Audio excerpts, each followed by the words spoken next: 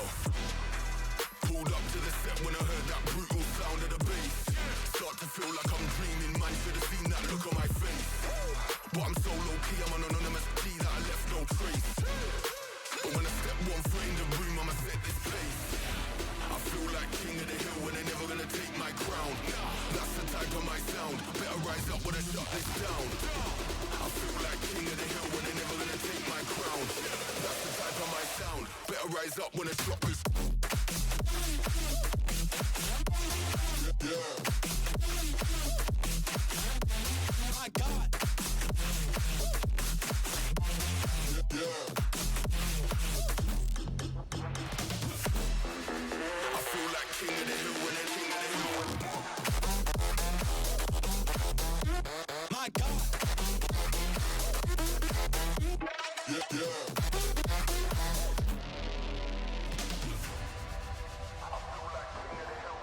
It feels like murder, murder. Setting them alight when I lit that flame. Try pulling up side by side for the race, just realize that we're in a different lane. Yeah, see I'm out here killing the game. How can you claim that we're living the same? See in reality we ain't on a similar stage. You're sitting in the crib while I'm singing my name. That's flames, whole of the city on lock. The coldest flows and the cream of the crop. We've them bees with a lean and a bop. Got a phone line ringing to the heat don't stop.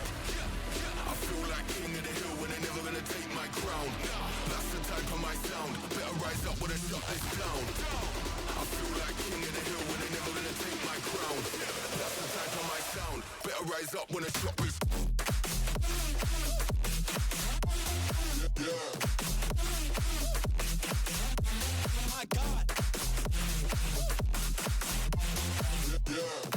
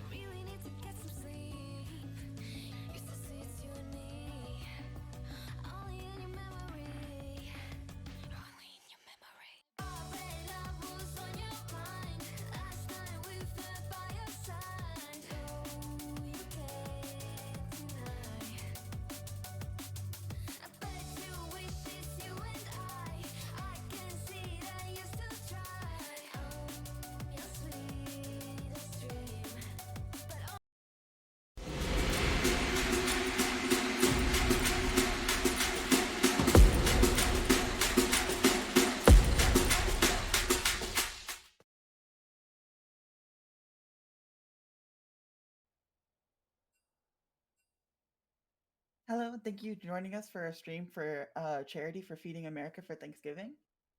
It's the finals today, and we're hoping to raise some more money. Remember, every $10 that you donate, which you can donate in the link in chat, gives or every $1 gives 10 meals to someone in need on Thanksgiving. So please donate. I'm Scarlett. Hello, and I'm ZQ. Thank you guys for joining us tonight. As Scarlett said, a dollar goes a long way with feeding 10 meals for families, so any and all donations would be very welcome. It looks like the draft is going to get started soon. We are seeing um, oh, we're seeing Divine Temple versus Clinical, the finals today. It's a best of three. And I know some people were really excited for today's match. Oh, okay. Yes. Looks like we're started. And I'm excited as well as looks like we're heading into draft now, is that right? Yes, they're just banning now. It looks like they haven't chosen a ban yet, so we'll see if it goes through. The timer is going, so they're either gonna ban something or be down a ban. Looks like Divine Temple has blue side. I think they're gonna put a lot of priority on AD carry. It seems like what they wanted to do last time. They did ban Aatrox. Aatrox a very solid band. We've been seeing a lot in the World's Championships if you've been watching. It's just a powerful top laner to see come out here. Yeah, I'm kind of interested in seeing what Clinical wants to ban away. Talia is an interesting pick because I don't think it's very popular. It's one of those champions that you really want to have been playing before it was meta to be able to pick it up now that she's like somewhat meta, but they do decide to ban it. Now And we're looks seeing like the it's Seraphine. Talia and Seraphine bands coming out. I love the Talia band. I don't know what your thoughts are on that, Scarlet, but Talia is a great flex pick that can be picked pretty early on in the draft. And seeing the band coming out from Red Side is saying, hey, we don't want you to first pick this Divine Temple and use that flex opportunity and that strength around the map.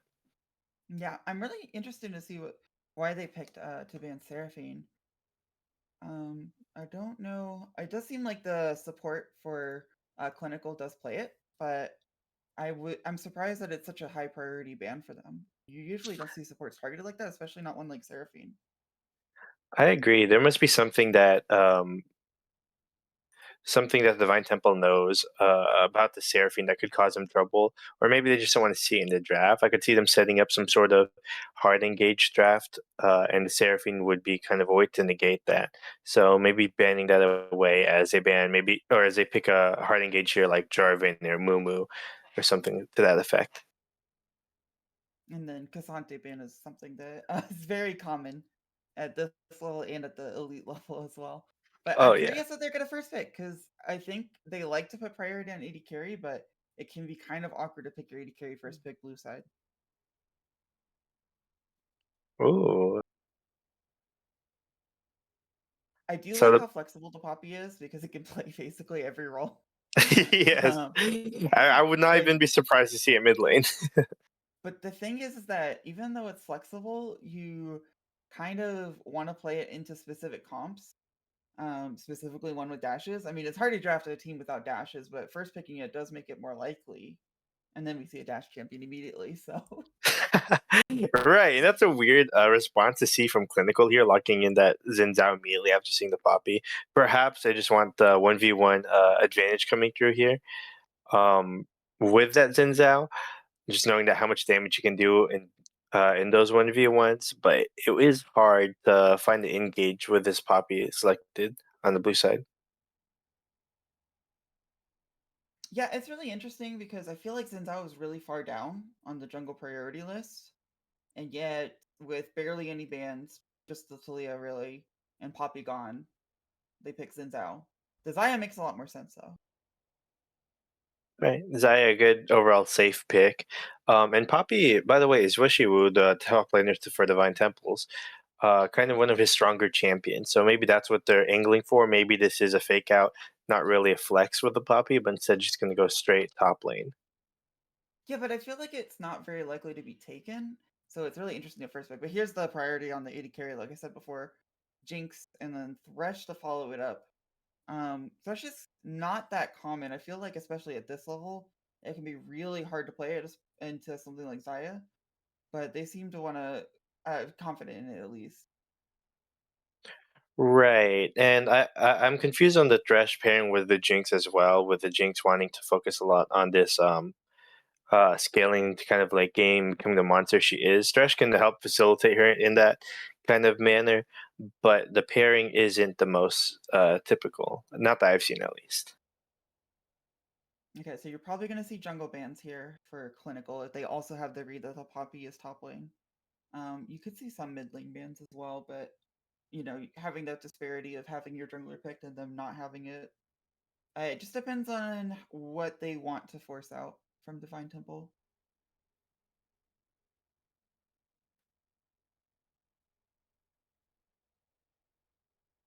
Okay, Mariana ban is classic. It also makes sense. If you're not looking to play it, um, it would be nice with the Xin Zhao, but at the same time, if you're not comfortable playing that or you don't want to play that kind of comp with Zaya, it makes sense to ban it for sure. Right, and with the Zaya and Tom Kench being locked in from clinical, we kind of like glossed over the Tom Kench a little bit, but that's a very safe bottom lane. They could Hmm. basically never be dove or ganked down there. It's really difficult to do that, right? They have a lot of sustain, and the Tom Kench ultimate can really save anyone paired with the Zaya ultimate. So it'll be really hard to see ganks coming on bot side, especially from Poppy, who's not known for being a notorious gank heavy jungler, Yeah, if but that is jungle. I feel like both bot lanes or teams are happy to leave their bot lane in isolation. Like That's true. Jinx Thresh and Zaya Tomkins, no one is getting ganked, right? The junglers get to either farm or go to any other lane because nothing is happening down there. They will be 0-0-0 at 15 minutes unless something goes horribly wrong. Right, Um, and I it oh, so interesting. Okay, mhm. is this real? That's the first question. The Tomkins is Whoa! actually a pick into the Poppy, I think, and they were able to bait out a top lane ban despite having their top lane pick. So that's a really nice flex. I don't know how I feel about Tom Kench in the top lane. If it's like it works, but it's definitely not his strongest role. Yes, I kind of agree with you on that. Maybe they're reading the Poppy as top lane, like we discussed before, and thinking that Tom Kench could be a great pairing to the Poppy top lane, but I don't know how I feel about that I'm personally. really interested in this blind pick mid lane. Um, you want it to be something that can be somewhat safe because again, the jungle pressure is going to be on mid and top, but you also have to blind pick it. And now you have Maokai, so you're kind of lacking damage, but you also need to be careful getting counterpicked. It's really hard to figure out what would be a safe laner that could actually scale into the late game. Okay, well, Oh, Azir's perfect for all of that, so that is just perfectly exact. That like encompasses all you said. That's the damage they kind of need, as well as something that can scale really well into the late game. Not to mention the biggest counter to Azir that we've been seeing in pro play, Oriana, has already been banned by clinical. mhm. So seeing what the response is here could be interesting. Frozen Heart is so good against Divine Temple's champion pool. Like all of their damage is auto attack based. I wonder how the game's gonna go. I think that top lane and mid lane are gonna be the major focus for jungle pressure. Yes, and seeing the Ziggs locked in now for the mid lane for clinical, that's a lot of damage coming through from clinical. They have the Ziggs, they have the Zaya, the Xin Zhao. I'm hoping to see a lot of plays being made early on in the game, but like you said, some of the lanes don't exactly have the best kill pressure um, on either side really. But so we'll just see how it plays out in the game. Yeah, and the Poppy's job is just to sit next to the Azir and Jinx and just press W whenever Zinzao pops up. I Right. mean, I don't know see how the Zinzao does much of all of anything with the lantern, the hook, the Maokai CC, Poppy W. This blind pick of Zinzao has really not turned out well, I think. And it's such a weird pick to blind pick as well, because no one's putting you on playing that. And you're not Right. pressured. They're not going to ban that. So I wonder if Right. that's going to be the thorn in their team But comp. the first mistake I think was picking into Poppy. The next mistake here is now the draft. There's not really anywhere for Zinzao to go and kind of find these early kills that he's going to want to find. Poppy's fine with, like you said, sitting back, protecting these lanes, and scaling later into the game with her shielding and her tanky stats. But Zinzao kind of wants to get the ball rolling pretty early and using that dueling power. But I don't see any way he can make that happen. Since I was gonna sit in a bush in mid lane and just pray that Azir presses E randomly, like a misclick or something, and that's his only option. I mean, maybe a flash option comes up. Maybe you get a weird tongue onto Poppy and you get a nice gank. Bot lane, maybe Thresh is just not paying attention, but Zinzao's not known for farming, and yet his ganks are just completely not possible. Yes. Yeah, And there's nothing else to it's say hard. about that. As a jungler, I would hate playing the Xin Zhao right now. Right, it's hard to say 5 champions that would be harder to play into as Xin Zhao. That's very true. You just have to. I think the most likely thing is that Thresh is asleep at the wheel and trying to look for a hook.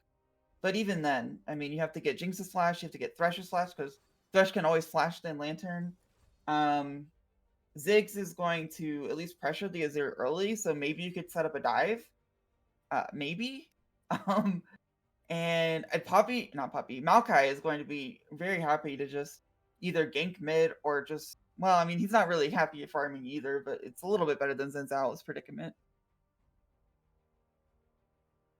Yeah, I mean, hopefully they can set something up in the bot side. Clinical does have a very strong pick sort of composition, so maybe, like you said, they can use that Zig pressure to transfer into some sort of bot lane gank with a Tom Kench W and the Ziggs and Zanzao like walking down there.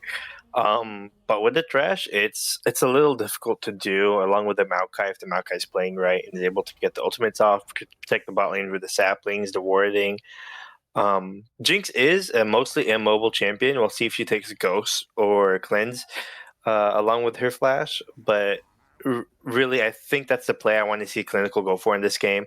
And hopefully they can find some success with that. The only other thing I could see is the just constantly invading. You have Ziggs pushing into Zir, hopefully, with some kind of mana advantage, and then you can just try to find the Maokai and make him as useless as Zen Zhao is. But both of them are very low economic junglers, so I don't know how that's going to work out.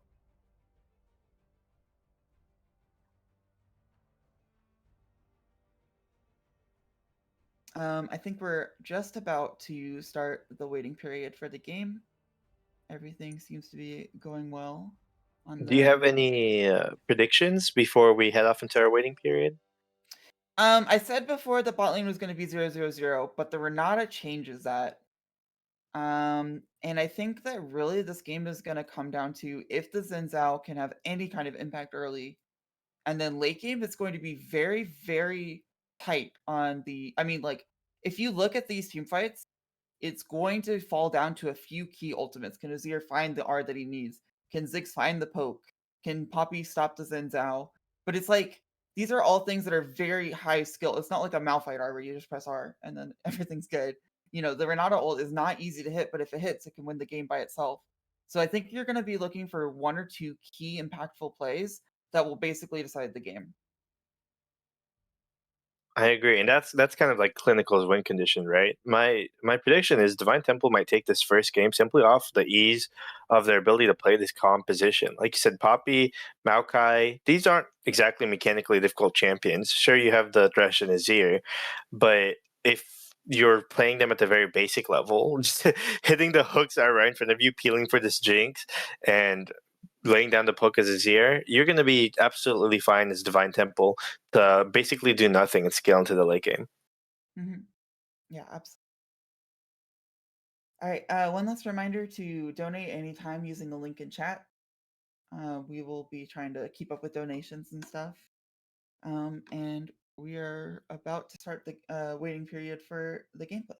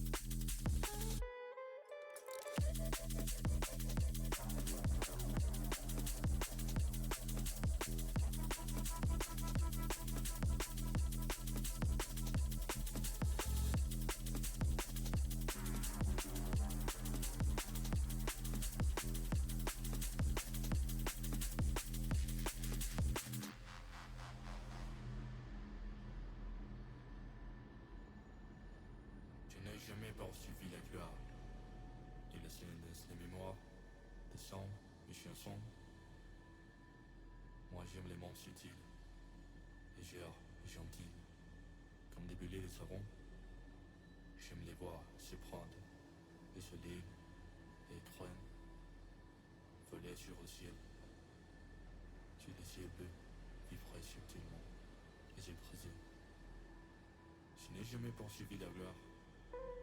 Marcher, ce sont des traces, et j'ai mis rien de plus. Marcher, il n'y a pas de chemin. Les chemins se créent en marchant. En marchant se créent les chemins.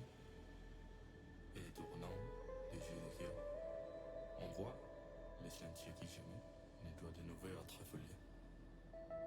Marcher, il n'y a pas de chemin. Sinon celui d'étoiles dans les mers.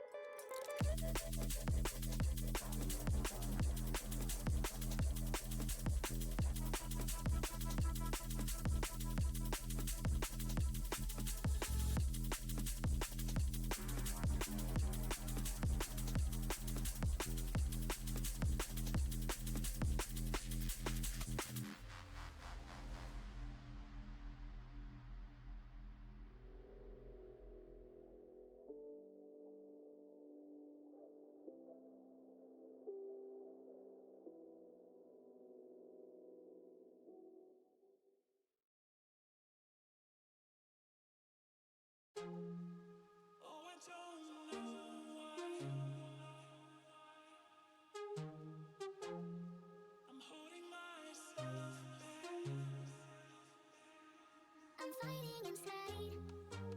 Some days, I'm fighting inside. Some days.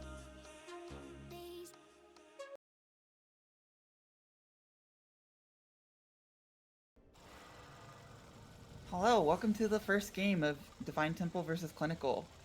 I wanted to point out something just happened. Both AD carriers went Cole, which means they also agree that nothing is going to happen in this lane, even with the Renata.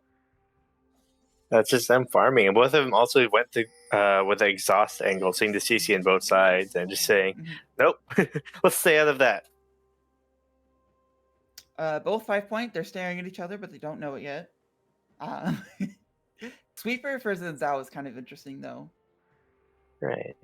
And I did want to point out, we were kind of criticizing the Xin Zhao pick a lot during the draft phase of this event, but I'm really hoping to see some action early on. It looks like here, Wushuo and team are looking to kind of play a slower kind of game. I love fast-paced, action-packed games, right? So hopefully the Zen Zhao does get online and find the kills he wants, and we have some bloodshed happening early. Okay, very standard.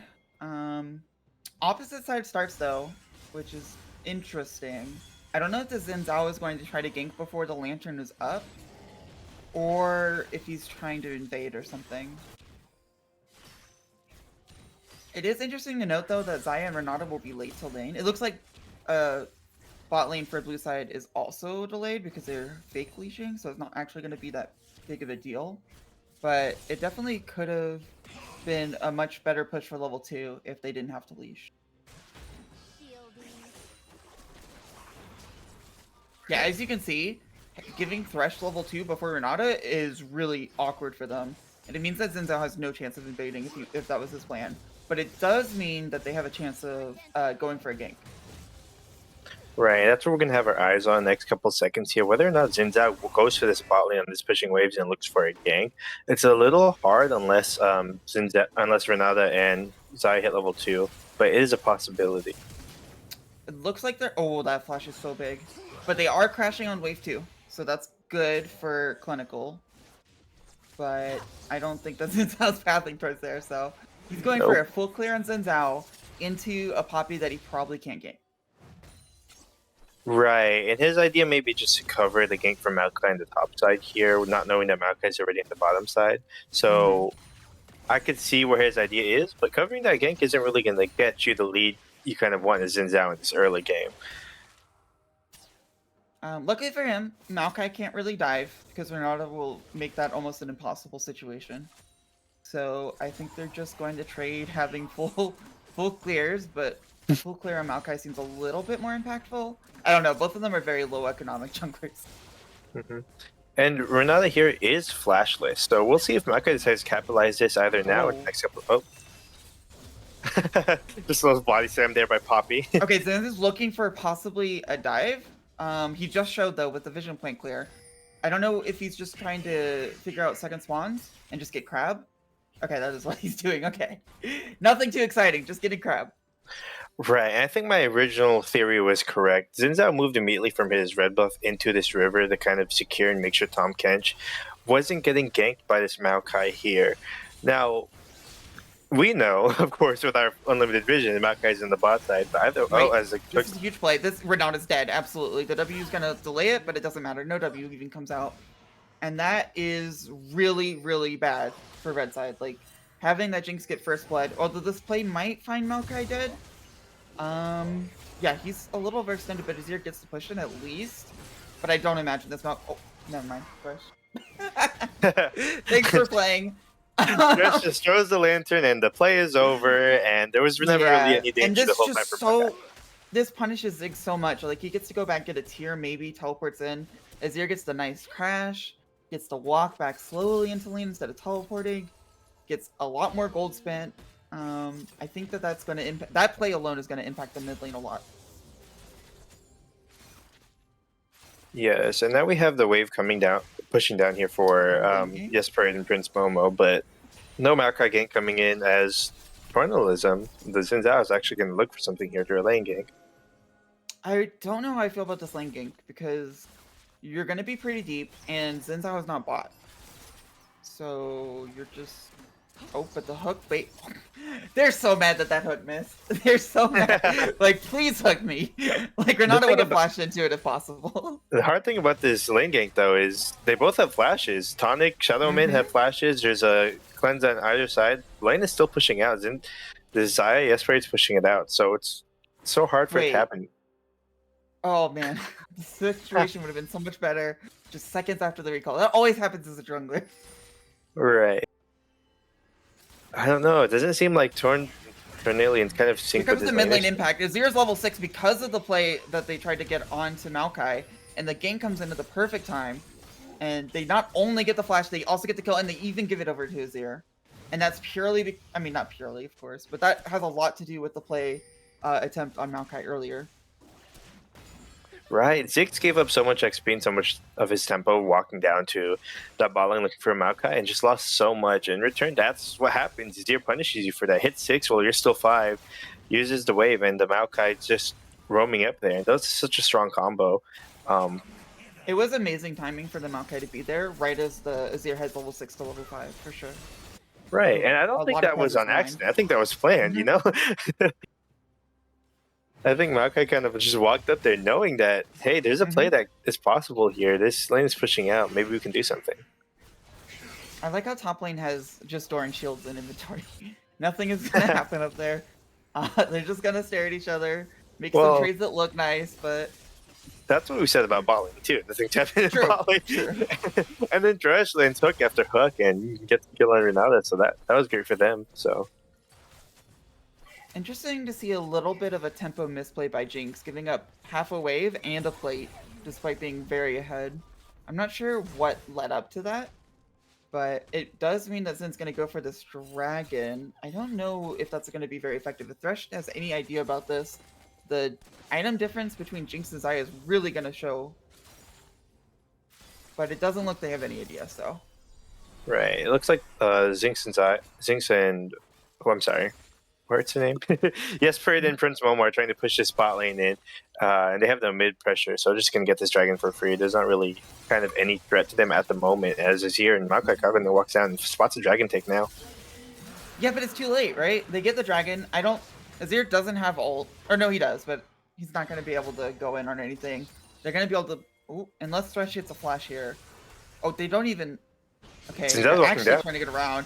This is going to be a huge route. I don't think Zen gets in just because of how much CC there is. And then they can chase as much as they want. They're going to get the wave crash, but they're not going to dive. So they're really just saying, yeah, we got the dragon, you know, we're going to run at you. But it doesn't actually do anything other than the dragon take, which is a big deal, though. It is a big deal, especially going into the scaling comp that Divine Templar have, that making sure that they get a couple of these early dragons with what's supposed to be their strong early game. It's going to hopefully prevent the scaling on the other side from happening too fast.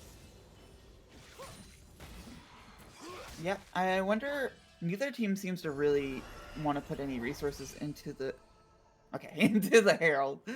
So I don't think either team has a real priority on it, which is gonna be kind of very different from how other people would play this. And top lane finally bought, but it only makes it less likely that either one of them die. So Yep, and it's been 9 minutes into game almost, and they haven't used their flash once, you know? So it's it's like they're having a fun time over there. Just Renata's going for a really greedy freeze. I don't think this works out at all. Yeah, the CC is going to be too much. Oh, they actually mess up. They don't realize the heal's there, and Zinzao actually blocks the rocket. That is just pure greed.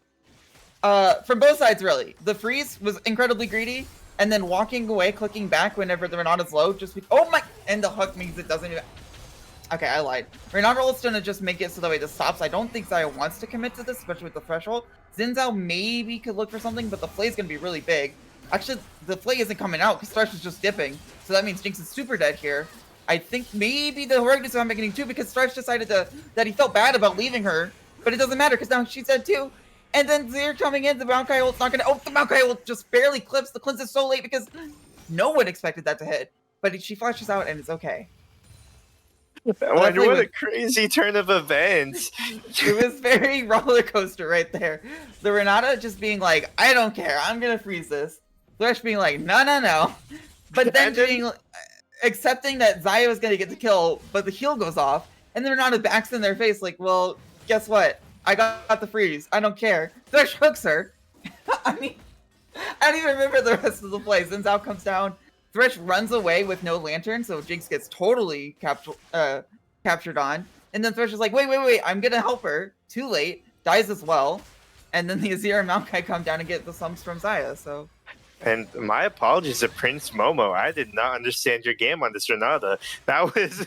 At first, we thought you were kind of being disrespectful in the face of this Thresh, but leading up to that play and getting back a kill by using the ultimate, you know what? Maybe it was just big brain and 200 IQ. Yeah, I guess. Like, bait with the heal. They'll walk away for sure. And then Zinzao can come in and get the gank. Wait, this is actually really awkward for Poppy being in this huge wave. But she's got Doran shields. Okay. Interesting. She wants to make it fight because the Maokai's here. And I think that Tom Peach is out of options except for just to kill the Poppy and die afterwards. But the shielding and healing is too much. The flash W is amazing. He actually gets out despite being dead to rights there. And it was 3 tanks on the top side. There's no damage coming out. No one was going to die there. It looked like someone might. Yes, it did. But for a second, we were all fooled. I thought, oh no, he ate the Poppy. Poppy's going to die. And she comes out with like a quarter of her HP. So I was like, well, I guess not. Where's the damage? Thresh is setting up a nice bush here. But I think they know he's in there. Yeah, Clinical's definitely respecting it. But it does mean that they lose a little bit of CS. Just a tiny bit. Right, not being zoned up from the XP, so that's fine. I don't think this hook is good enough. I mean, it actually is close. Yeah, it's definitely good enough. Never mind. I did not want to commit, so Renata's just up there and dies alone. Knowing there's Zinzao no is flash. here. I don't know if they win the 2v2, and I think Zinzao also agrees that they don't, so he's going for Gromp. There's no chance of a dive here. I'm calling it now. I could be wrong, but there's no chance. Zinzao is here to protect as well, so if they go for it, they will pay heavily. She gets hooked, possibly on purpose. The root is also coming out, but the Xayah is really strong. Now the root comes in, and there's no way the Thresh doesn't die here. And even now, Zinzao gets to go really fast because blue smite. And yeah, what are you doing? You're super dead. Absolutely way too greedy. Even if the Zinzao wasn't there, what are you getting off of that? And instead they die, you know? And huge props to Yes Parade here, playing that fight out so well. Ultimate was on cooldown in like a couple of seconds. He was just baiting out that hook. As soon as that hook lands, his ultimate comes back up and is able to turn around that play and get 2 kills there for the team. And that's just Yes Parade playing super well tonight. I mean, first it was the play under the enemy bot tower, and then now was that bait play again. So props to him. I do like that both teams seem to not remember that Shelly was introduced into the game. It's just like, the Baron Pit is useless until 20 minutes. You will not be there. I think they did a handshake agreement on it earlier. They were like, you know what? Let's just pretend these Rift Heralds don't exist. The game's complicated enough with elemental drakes. Right, exactly. It looks like Divine Temple wants to put some priority on this dragon. Maybe get an extra plate for Jinx here, and then turn onto the dragon. Azir is kind of chunked though, so yes, they will get priority mid soon. But Ziggs is going to be first to the move. Looking for an ult here. It actually goes through. Ziggs is super in trouble. He has flash, but I don't know where he flashes to. The rocket comes straight to his face, and Xin Zhao is fine, but they definitely are giving up this dragon, so the dragons are going to be one apiece.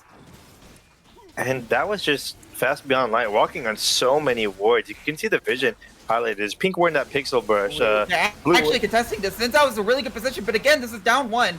The Tahm Kench gets flash or teleport first, but it doesn't matter. The battle lines are set, and you're talking about 5 people versus 4. Yes, this Tahm Kench can tank, but what happens whenever the Rana falls out? Tahm Kench is actually getting in their face. The Renata is going to gone, and now Xin Zhao is dead. Right? There's no way that anything happens here. Poppy goes down, of course, but now you can't get out. The feathers are really good, but everyone's half health. The dragon does go to Divine Temple. The fight has to go to them as well. Renata's going to die. This get excited means that Kench is going to have to W out or die. He W's in, but Jinx might actually... Nah, she's fine.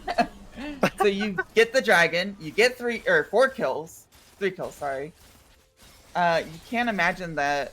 I mean, they definitely took a risk there by fighting with 4 people. They almost clinched it out, but nothing goes their way. I'm just kind of speechless after that. I mean, I was talking about wards here, thinking surely they don't go for find this dragon now that Ziggs is dead, and they do, and it does not turn out well for them. I mean, it could have turned out so much better, but just that Poppy ultimate landing onto Yes Parade on that Xayah, launching him away, just turned that fight from slightly doable to not at all, and the play was just over right after that as everyone fell. Credit to them, they played the 4v5 really well, but at the end of the day, it was still a 4v5. You knew what tools were available, you knew that Poppy had ult, and you knew that Jinx was super fed. So, yes, you can have an ego and say, I will win this 4v5 because we will play it better, but it just doesn't happen. No. They did make it a lot closer than I thought, though. Yeah, I did not think I don't think Divine Temple was ready for that. They were not expecting the Xin Zhao to run in by himself and then the Tahm Kench to go in. Speaking of going in, he's gonna proc Doran's shield a little bit. Oh, Renata's dead here. That flash is not gonna help. Sure, you could W and live for a little bit longer, but no one's coming to save you. So that's a flash down and a death. Xin Zhao is looking on Thresh, but Flay and Hook are gonna be not enough. Yep. Okay. Actually, Doran's shield not being enough. Somehow, Tahm Kench comes out of those fights and actually gets a kill, flashes in. Flashes for it. It looks like Maokai is going to be able to stop him, but I mean, I don't know that Maokai does enough damage. In fact, it's not even going to interact because he's just waiting his W cooldown. Sure, Maokai could ult, but I mean, he's just gonna hide in the corner until he can W. I really don't like this lane matchup.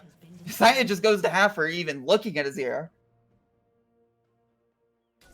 And this game is getting a bit chaotic now. As kills are trading back and forth, top side of the map, bot side of the map. Just a lot of chaos. Yeah, but if we look back at it, I mean, the jungle farm is pretty even. They're both going to be somewhat low gold, but that's okay for both of those champions. And, you know, going into team fights is about what we expected. Saya did a lot better than it looks like for her team, but Jinx is still really fed. It is a Jinx late game with more CS. Azir is a monster, and the Xin Zhao and Maokai are just going to be support, but I'd rather have a 0 gold Maokai than a 0 gold Xin Zhao late in the game. Wait, actually I lied, because this Jinx is completely out of position. They're even going to be able to give the kill to... No, they're not, because Xin has to kill it here. But I guess it's not a 0 gold Xin Zhao anymore. Jinx is just pushing out with little vision for no reason. Yes, I have no idea what Tonic was doing in the bot lane right there. Maybe greeting for that bot tier 1 tower, but your support's not there, your jungler's not providing vision, you have absolutely no vision, you try bush. So just a fatal mistake, but not one that is necessarily game ending. It does still end up with the Xayah being mid against Azir, and Renata has some shielding, but the Gantress is absolutely chunking her at every opportunity. Right, and even in this kind of 2v, it's a 2v2, right? Because Thresh has moved here and basically has been supporting this year. As they continue to send Jinx bot side, not sure why they think this is the best play. Well, if Rift Herald doesn't exist, you can freeze here for Jinx and get her up on farm and experience. Oh, Rift you're right, Herald does exist. I don't know if the teams know that. No one tell them. And so Jinx kind of set up a slow push and is walking up towards some mystery objective that may not will probably despawn in a minute and a half.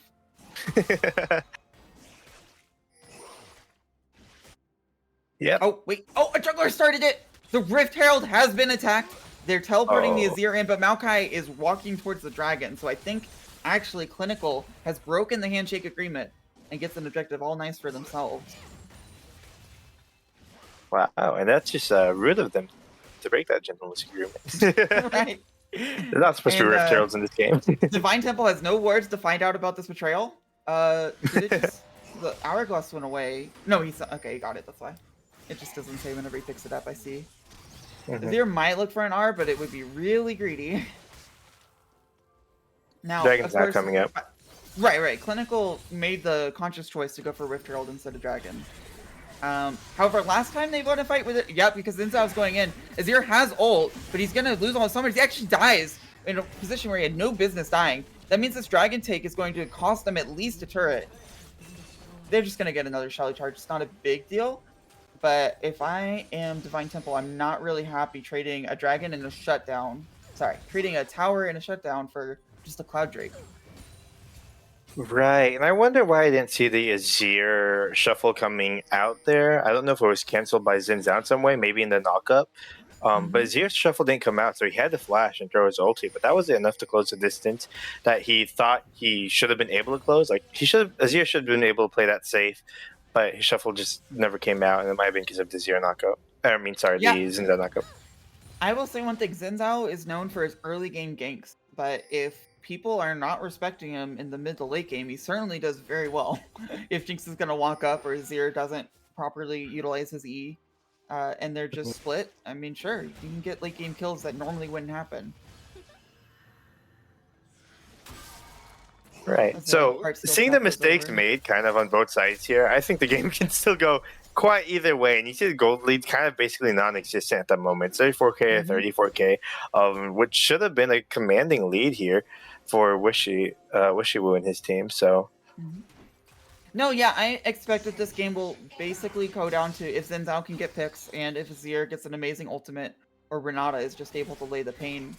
No, there. So really it's going to be tense for the entire game because Cloud Soul even isn't going to turn this and it's so far away. So you're talking about a key Baron play or, I mean, that's basically it. I think all the players have to be dialed in for the rest of this game to an extreme amount because Azir has to constantly be looking for the R. Jinx has to be careful of the Xin Zhao. Poppy has to be next to Jinx if possible. The R is not going to be good enough here, right? No, it is. Okay, yeah, Xin Zhao's super dead. But it does cost Azir his life if Ziggs can... Oh, he's rooted! Actually not able to pick up the Azir who sacrificed himself for the Xin Zhao. So it's nothing but good for Divine Temple. They were willing to do the 1-for-1, lose the Azir, get the Xin Zhao, but Ziggs just can't capitalize and gets rooted, so he actually goes down 2, making it a 2-for-0. Now, it's not enough to really call for a Baron, but it is enough to maybe get a tower or two, get some advantage for your Jinx, who's still doing pretty well in gold. And Divine Temple is so great at finding these picks, it seems like. Blobfish with a great ultimate, followed immediately by the Maokai and the Poppy. The Thresh as well, just landing that hook onto Far Beyond Light. I mean, they just play that so well. Finding those 2 kills, isn't the end of the world, but for Clinical. But that is great, getting that bot lane tower, getting this pressure mid, and getting some vision as well around the bot jungle. I think it's interesting to go for that play because you are basically saying, unless we play this perfectly, Azir will die and Xin Zhao will die, and I think that's a bad trade.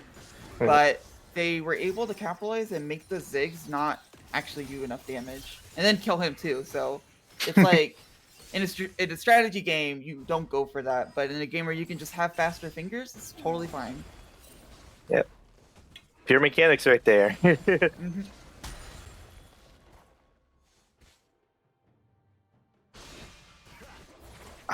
Game seems to be slowing down a little bit. Baron has absolutely no vision on it, no control for anyone up there. It seems like they're going back to ignoring that kind of pit area. It doesn't exist at all, as they're just sitting around waiting for this bot lane dragon to spawn.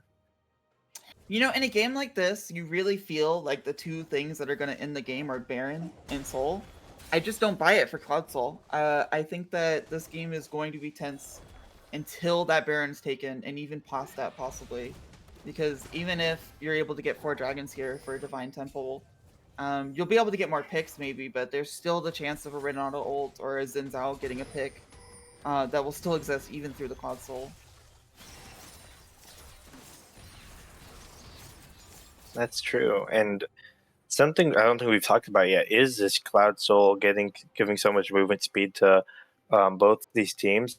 It is a pretty powerful Cloud map and Cloud Soul, in my opinion, but but we'll see how they use this kind of advantage to play it out. Yeah, I just don't think that... I think that Souls are very dependent on the game and the team comps, and other than the Maokai, I'm not seeing the Cloud Soul close the game out like a Mountain Soul would, or it would in a game where you're talking about split pressures. I wonder how this contest is going to go. There's not much vision set up for Clinical, but they are face checking well.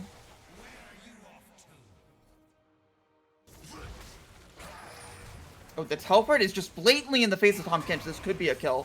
Yes, you can Azir R into the tower, but it's still Tahm Kench who's super tanky. Renata, however, is way out of position. The ult's good, but it doesn't matter. She's dead by herself. Tahm Kench is able to close that out. And now you're talking about a 4v4 fight without one of your best members. And Tahm Kench gets the teleport in. Jinx is actually dead too. This is going to absolutely be Clinical's fight. It's just a question of how many people they have and if they can Baron. I don't even think that they really want to go for the Cloud Drake unless they don't have the numbers for Baron. They are absolutely able to lose only 1 person. They do want to go for Cloud Drake, which is respectable. But it doesn't really change the factors of this game. You get some gold, you get a second Drake, and the game's still even. Right, and that was a critical mistake made there by Blobfish this year, trying to TP in right in the face of Tahm Kench. I don't know if he had vision on Tahm Kench. I don't think he did, but Tahm Kench had vision of him, and canceling that teleport, killing the Azir, and then teleporting bot lane himself. That is that is pretty wild. Yeah, I said it was gonna turn down to Azir R's, but I guess I was wrong. It's gonna come down to Azir teleports in the face of a Tahm Kench. But this does delay even the Cloud Soul that I didn't say was going to be impactful. I mean, this game is going to go on quite a while, and it's going to turn by 1 or 2 R buttons. Yep, very strong ultimates on both sides here. It's just a matter of who can kind of play them out better, who can use them better.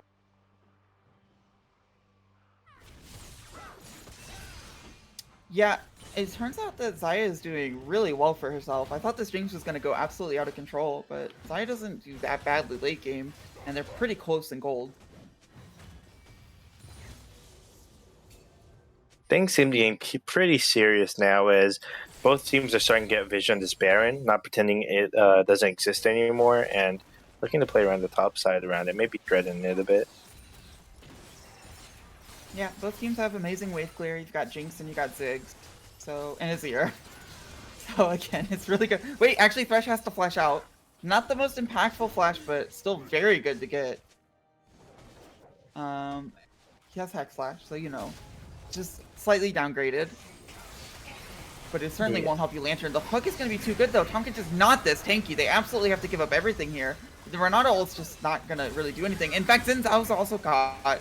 He gets the ult out, and Thresh goes down, but I don't think Thresh going down is going to change the fight that much. Here comes Maokai to knock him in. Zen's down. The turret is still being hit by Zaya. They don't lose everything, but they're certainly not in a good spot here, Clinical is, after this. Jinx is just going to be able to go to town. I don't know if they want to try Baroning with this position, though, because Zaya is definitely, and Ziggs are going to be able to lay down a lot of pain if they position correctly. However, they have to be really, really careful about it because of the Azir, because of the Maokai, and because of the Poppy.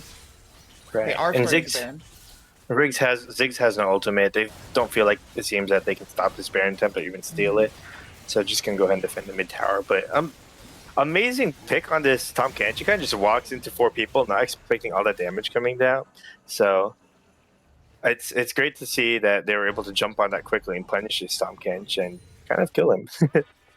You know, usually whenever Baron is taken in solo kill, you're like, this game is so over. But in this game, I don't know. I mean, they have some towers on the field to take. That's a bit of nice gold. But at this point, gold is not going to matter that much. The power item spikes are still coming out for Clinical. You've got the death cap coming out for Ziggs, for example. And they're not even really coordinating a push yet. So maybe I was wrong. Maybe the game is just going to keep on going on for another Baron. Right, let's just keep on chugging along, waiting as this is happening. But as we get later and later into the game, this Ziggs can start doing a lot of damage. We see the Fast Beyond Light starting to build his Rabadons. He already has both of his needlessly large rods, so he's going to build towards that. He is going to start hurting and be able to put down some of this poke damage, which may be able to help Clinical kind of set up for these objectives better and just poke people out of the fights. Because when we're looking at the engage composition for we're looking at the engage coming out from the Maokai, the Thresh, and the Azir. They're pretty good actually going in here. I think Thresh is going to look for a hook, but he has no flash, so it's not real. They just end up pushing. I mean, he can try Hex Flash Hook. I think they're gonna see it coming. Yeah, I was kind of wondering too. I saw the Shirelles get activated and they started running down mid lane. I'm like, I don't know if this is anything. Maybe if they find a Thresh Hook, but there's still flashes up for everyone. So I think you're just looking for something because Ziggs can keep this wave clear and the status quo up for a long time if they do not spot this Tom Kinch. Azir's actually in a lot of trouble here. Watch the R though. Knocks 3 in. Zaya R is really good though. It's gonna root everyone into the Renata R. Zanya's down. Zin's down, but it doesn't really matter. It's just all about the Zaya. Zaya goes down. Jinx is actually going off massively. This is going to be the end of the game. You have to believe. The quadra kill into Jinx. Jinx can take these towers down so fast. It absolutely is over. And Divine Temple will take game 1. Dude, Nick with the quadra kill, absolutely acing Clinical. That is an explosive end to what was mostly an even game. Yeah, I did not think this game was ending for another 5 minutes at least, and then Jinx just says, nah, I just shoot things. Reset after reset. As soon as our first reset was done, the game was over. That is Azir R, though. I mean, not the Azir R itself. I mean, that was really good. But Azir went from being in a whole lot of trouble, I'm going to die, to the Xin Zhao, to just suddenly, actually, I'm going to knock your entire team into mine. And Divine Temple running away with game 1 here. That's amazing. I won my channel point, so I'm pretty happy about that. Good for you. Yeah, the Xin Zhao was a lot better than I expected, to be honest, but you still had a really, I mean, it came down to the R button, right? I don't, if Azir slightly messes up there, the game isn't over. And you've got Right. the scaling Ziggs, but he didn't mess up. He saw And like, the Xin Zhao, he saw the Tom Kinch in his face, like, oh my god, but he didn't freak out. He was like, wait, that means there's 3 squishies right over there, just for me. And it looked so bad too for Zinzao, kind of in that crevice where they didn't know that Tom Kench was hiding in that bush. I was like, uh oh, Mm-hmm. Azir might just die here. Mm-hmm. But Azir was able to get such an amazing Shurima shuffle and kind of end that game for the team. All right. We're gonna set up for the next game. It was really exciting. Like I said, I was expecting that to last a little bit longer. But Me I'm too. interested to see how draft goes from after that. Right. I wonder what kind of adaptations they're going to be making going into the game two here. I can see a world where the Xin Zhao stays. It was in game two. It wasn't the best pick, maybe draft wise, but it turned out pretty well throughout the game and was able to contribute quite a lot. Yeah, I can't I mean I was ragging on the draft a lot, but it was not the draft that was the issue there. Mm, And I don't think that you need to like radically change your draft like we saw yesterday. You just need to just refine a little bit of your plan. right. And if we lived in a world where we only looked at game ending plays, I mean, we would just look at that last play there, right? And the positioning and Right. knowing that you had vision on Azir there. You know he has his ultimate up. You know that Shurima Shuffle is a possibility. So you should know not to walk up too close to him, especially your squishies, and get all three of yourselves knocked forward. But we don't live in that world. We live in a world where the entire 30-minute game matters. And so we can also talk about what can we do to kind of make sure we get the early game lead we want to, that the draft was kind of geared for. Yeah, I mean, I did say it was going to come down to one R button, but it is true that there were a lot of plays between the end and the beginning that mattered a little bit. Um, the I think that the fact that the dragons came as they were, like the Cloud Drake, made objectives a little bit less impactful. So it was always going to be one big team fight. But looks like we're going to be getting into draft soon. So I am curious if I don't know if you take away some of those R buttons that are really impactful, or if you just try to save your jungle pick for a little bit later. It did look like the jungler was able to find picks that will exist in games where you're not playing Xin Zhao, but perhaps someone that can scale a little bit harder. And yeah, the Zaya, I mean, she's got to be thinking that she could have pressed R before the shuffle came out for sure. But it's really hard to react whenever you think these ears dead. You're like, okay, let's go in, and suddenly these ears on your face, knocking you into an entire enemy team. Right, and it could have been so much worse too for the Zaya. The Poppy did actually get their E off into the Azir wall, but it was only under Renata. So Renata was the first one to fall that fight, but it didn't even matter because Zaya fell shortly after. She hit the ultimate, but it was too late, too little, too late. So, I think the bans will be similar. Maybe Jinx goes away because it looks like it might be a little bit hard for clinical to shut that down, perhaps. Especially whenever you pair it with the Thresh. I could actually see the Thresh becoming a ban as well because it did really make the fact because like there were some picks that clinical got because Divine Temple was slacking a little bit, and then there were some picks that Divine Temple was slacking a little bit, but Thresh was able to bail them out. So you could maybe argue for that as well.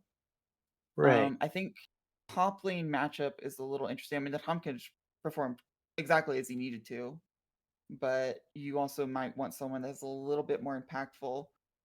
Um, I'm it will hoping be that if they don't decide to ban Trash, if Clinical decides to keep that open, that Clinical looks for a support where Prince Momo can't be caught out on, because mhm. being caught out and mispositioned to Renata quite a few times this game, not only by the Trash, but a couple other champions by Divine Temple, is not a great look. So maybe putting Prince Momo on like Rakan or Nautilus or something where you can't be punished as much for walking forward or uh, being too far up in lane, that could be an advantage that Clinical could aim for. I think those also punish Jinx a lot harder than Renata could as well, and set up for the Zenzao or whatever aggressive jungler they might play.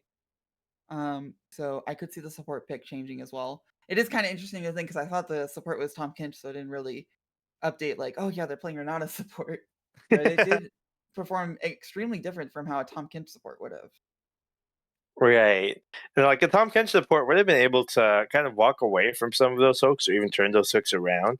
But when the Renata got hooked, it's like, oh, that's hard. So we are in draft. Talia gets banned again. This time by Clinical again. So it looks like they're not interested in seeing that jungle. I don't think they're afraid of it mid lane. But you'd have to ask.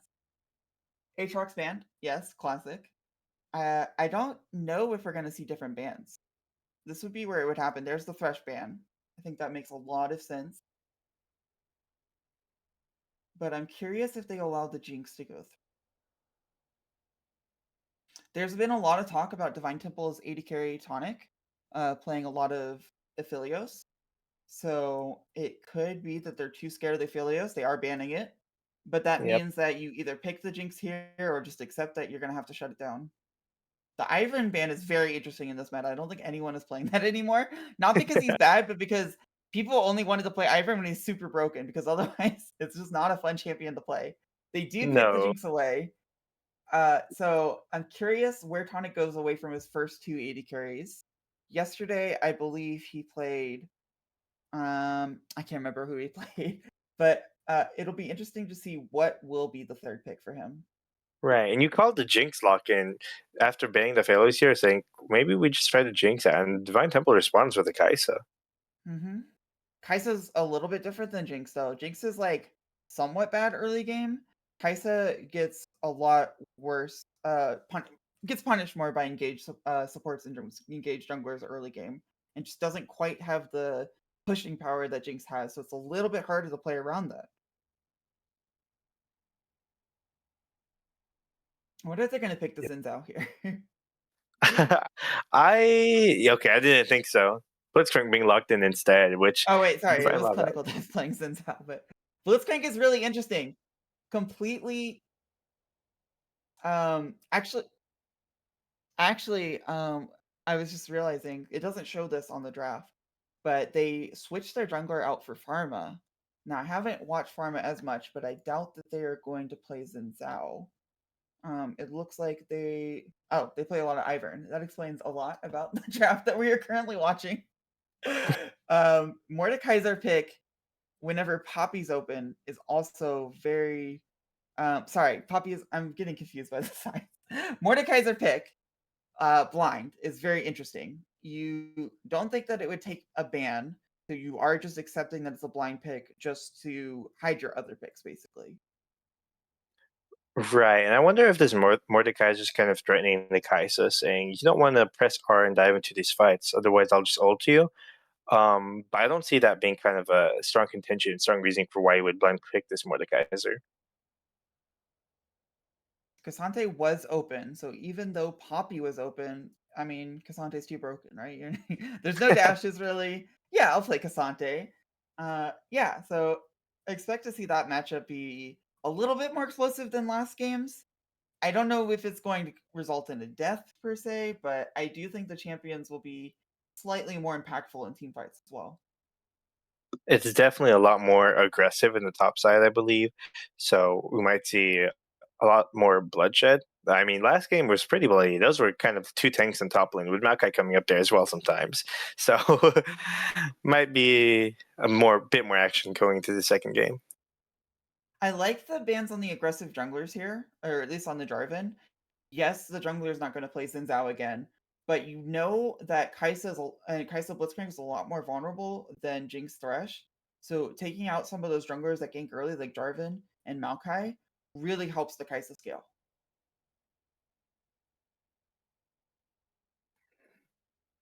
And of course, like the Azir ban, just like I don't want to see that R button again. You know, the AD carry is like, please ban Azir.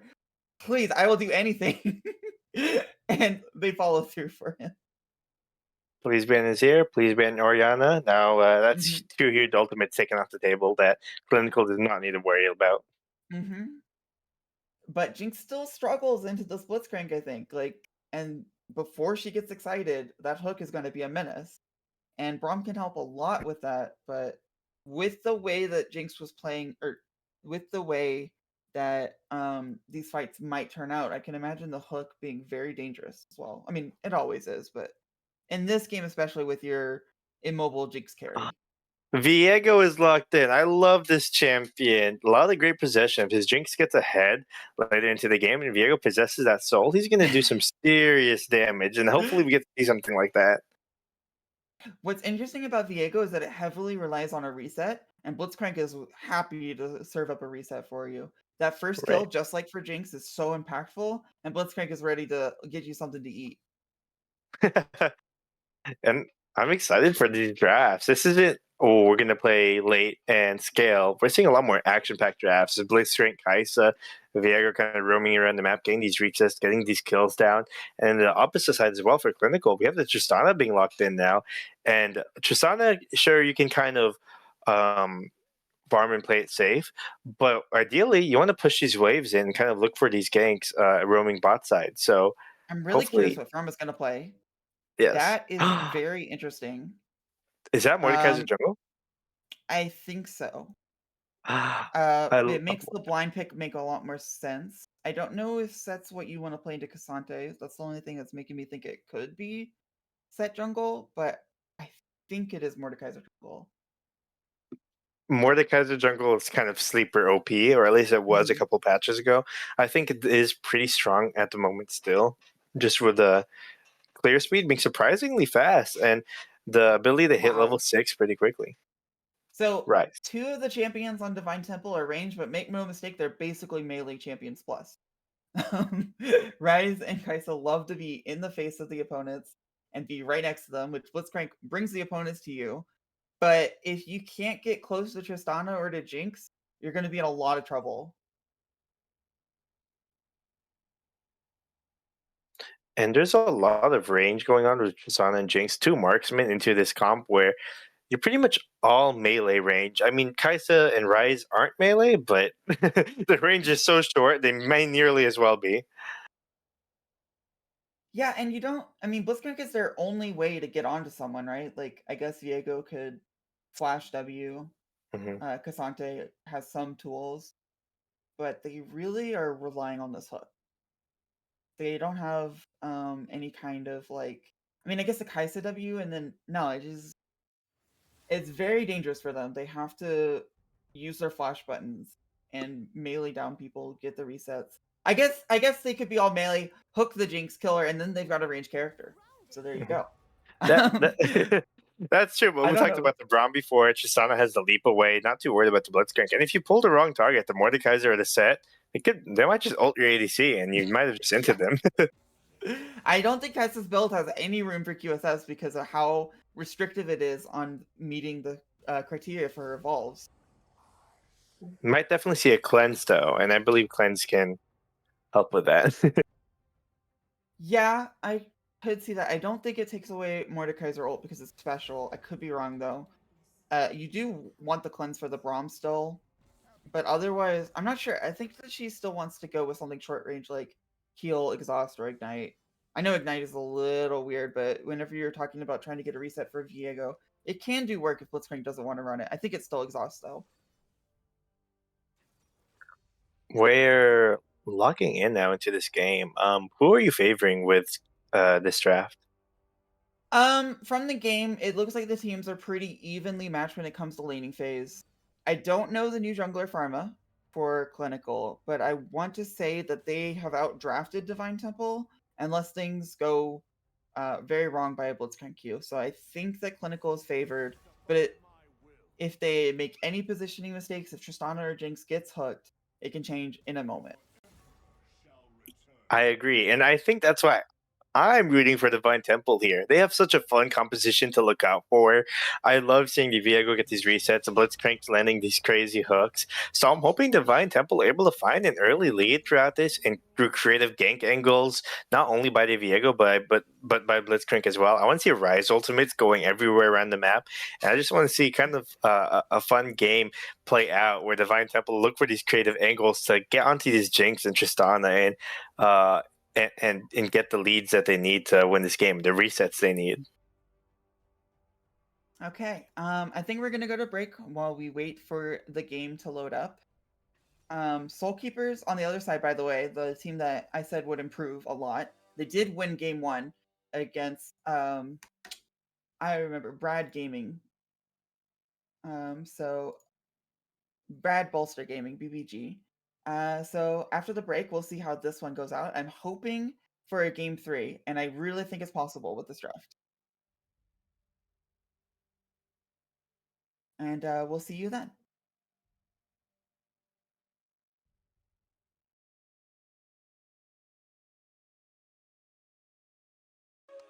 I'm fighting inside. Some days, I'm fighting inside. Some days, I'm fighting inside. I'm fighting inside. I'm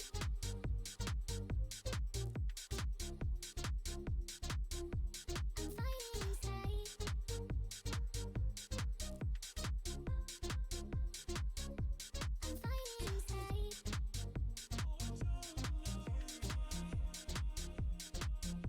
I'm fighting inside.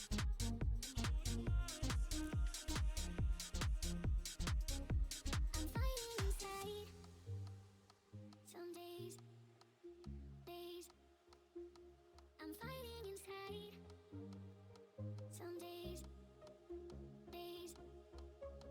I'm fighting inside. Some days,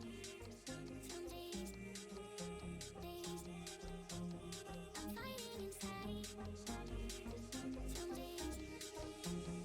inside. I'm fighting inside.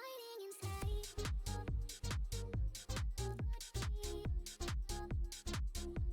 fighting inside. I'm fighting inside. I'm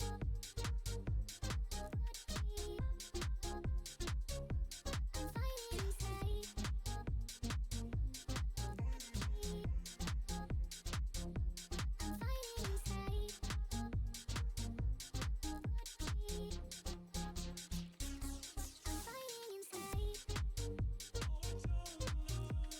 inside.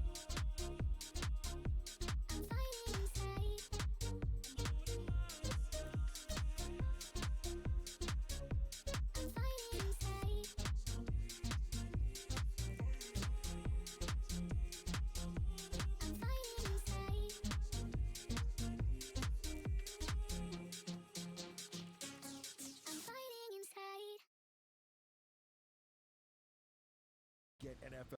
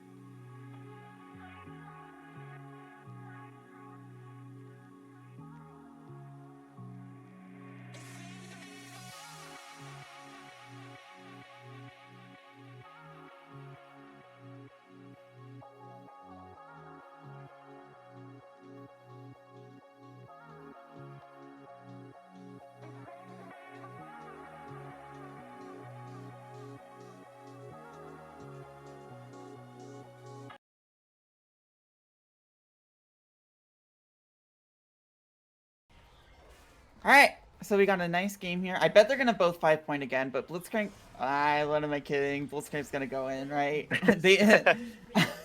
Clinical is gonna 5-point, which is very smart in the Blitzcrank. The other opportunity is to all stack. Tristana might have to start W here, or worse.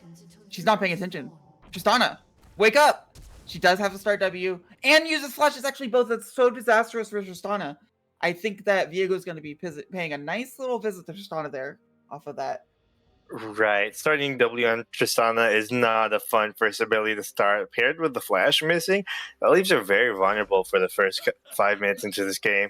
And we'll see if Viego is able to capitalize on that, as Viego and the Rise do have a pretty good kill pressure onto her. Rise did start tier, so it's not the worst. But you're going to lose a lot of priority mid lane for that. Viego could even use that to counter jungle the, I'm assuming, slow clear of Mordekaiser. I'm assuming it's a healthy clear, but I can't imagine it's really fast. Jugglers are starting opposite sides again. The good vision on the blue side of Clinical for both teams. Leash actually happens by bot lane of Clinical. Right. Viego's starting kind of leashless here. And something I want to know is that Viego's also starting with the blue jungle item, which kind of signifies to me that he kind of wants to be a massive carry in this game and just get huge. Green is a lot more safe jungle item that I've seen most Viego start, especially in competitive organized games. But he seems like he's feeling confident on being able to snowball and using his leads. All right, level 2's coming up. Is the hook gonna hit? Let's see.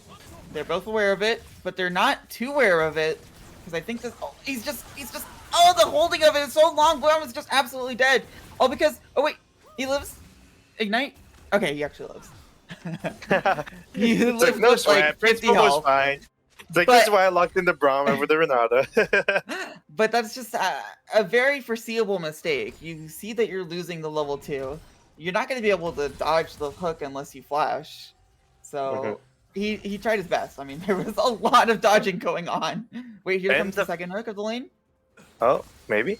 No, it's not happening. And the fact that he didn't flash the hook, like whether he was unable to because of reaction time or because he felt like he didn't need to, also cost the heal from Jinx. And that can be down 2 summoners for a very simple level 2 kind of predicted play.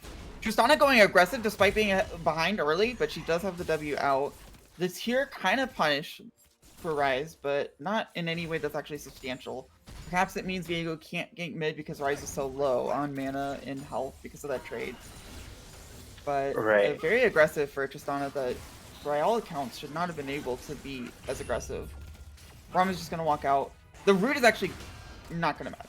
Mordekaiser getting the first gank whenever Cassante was just phase checking.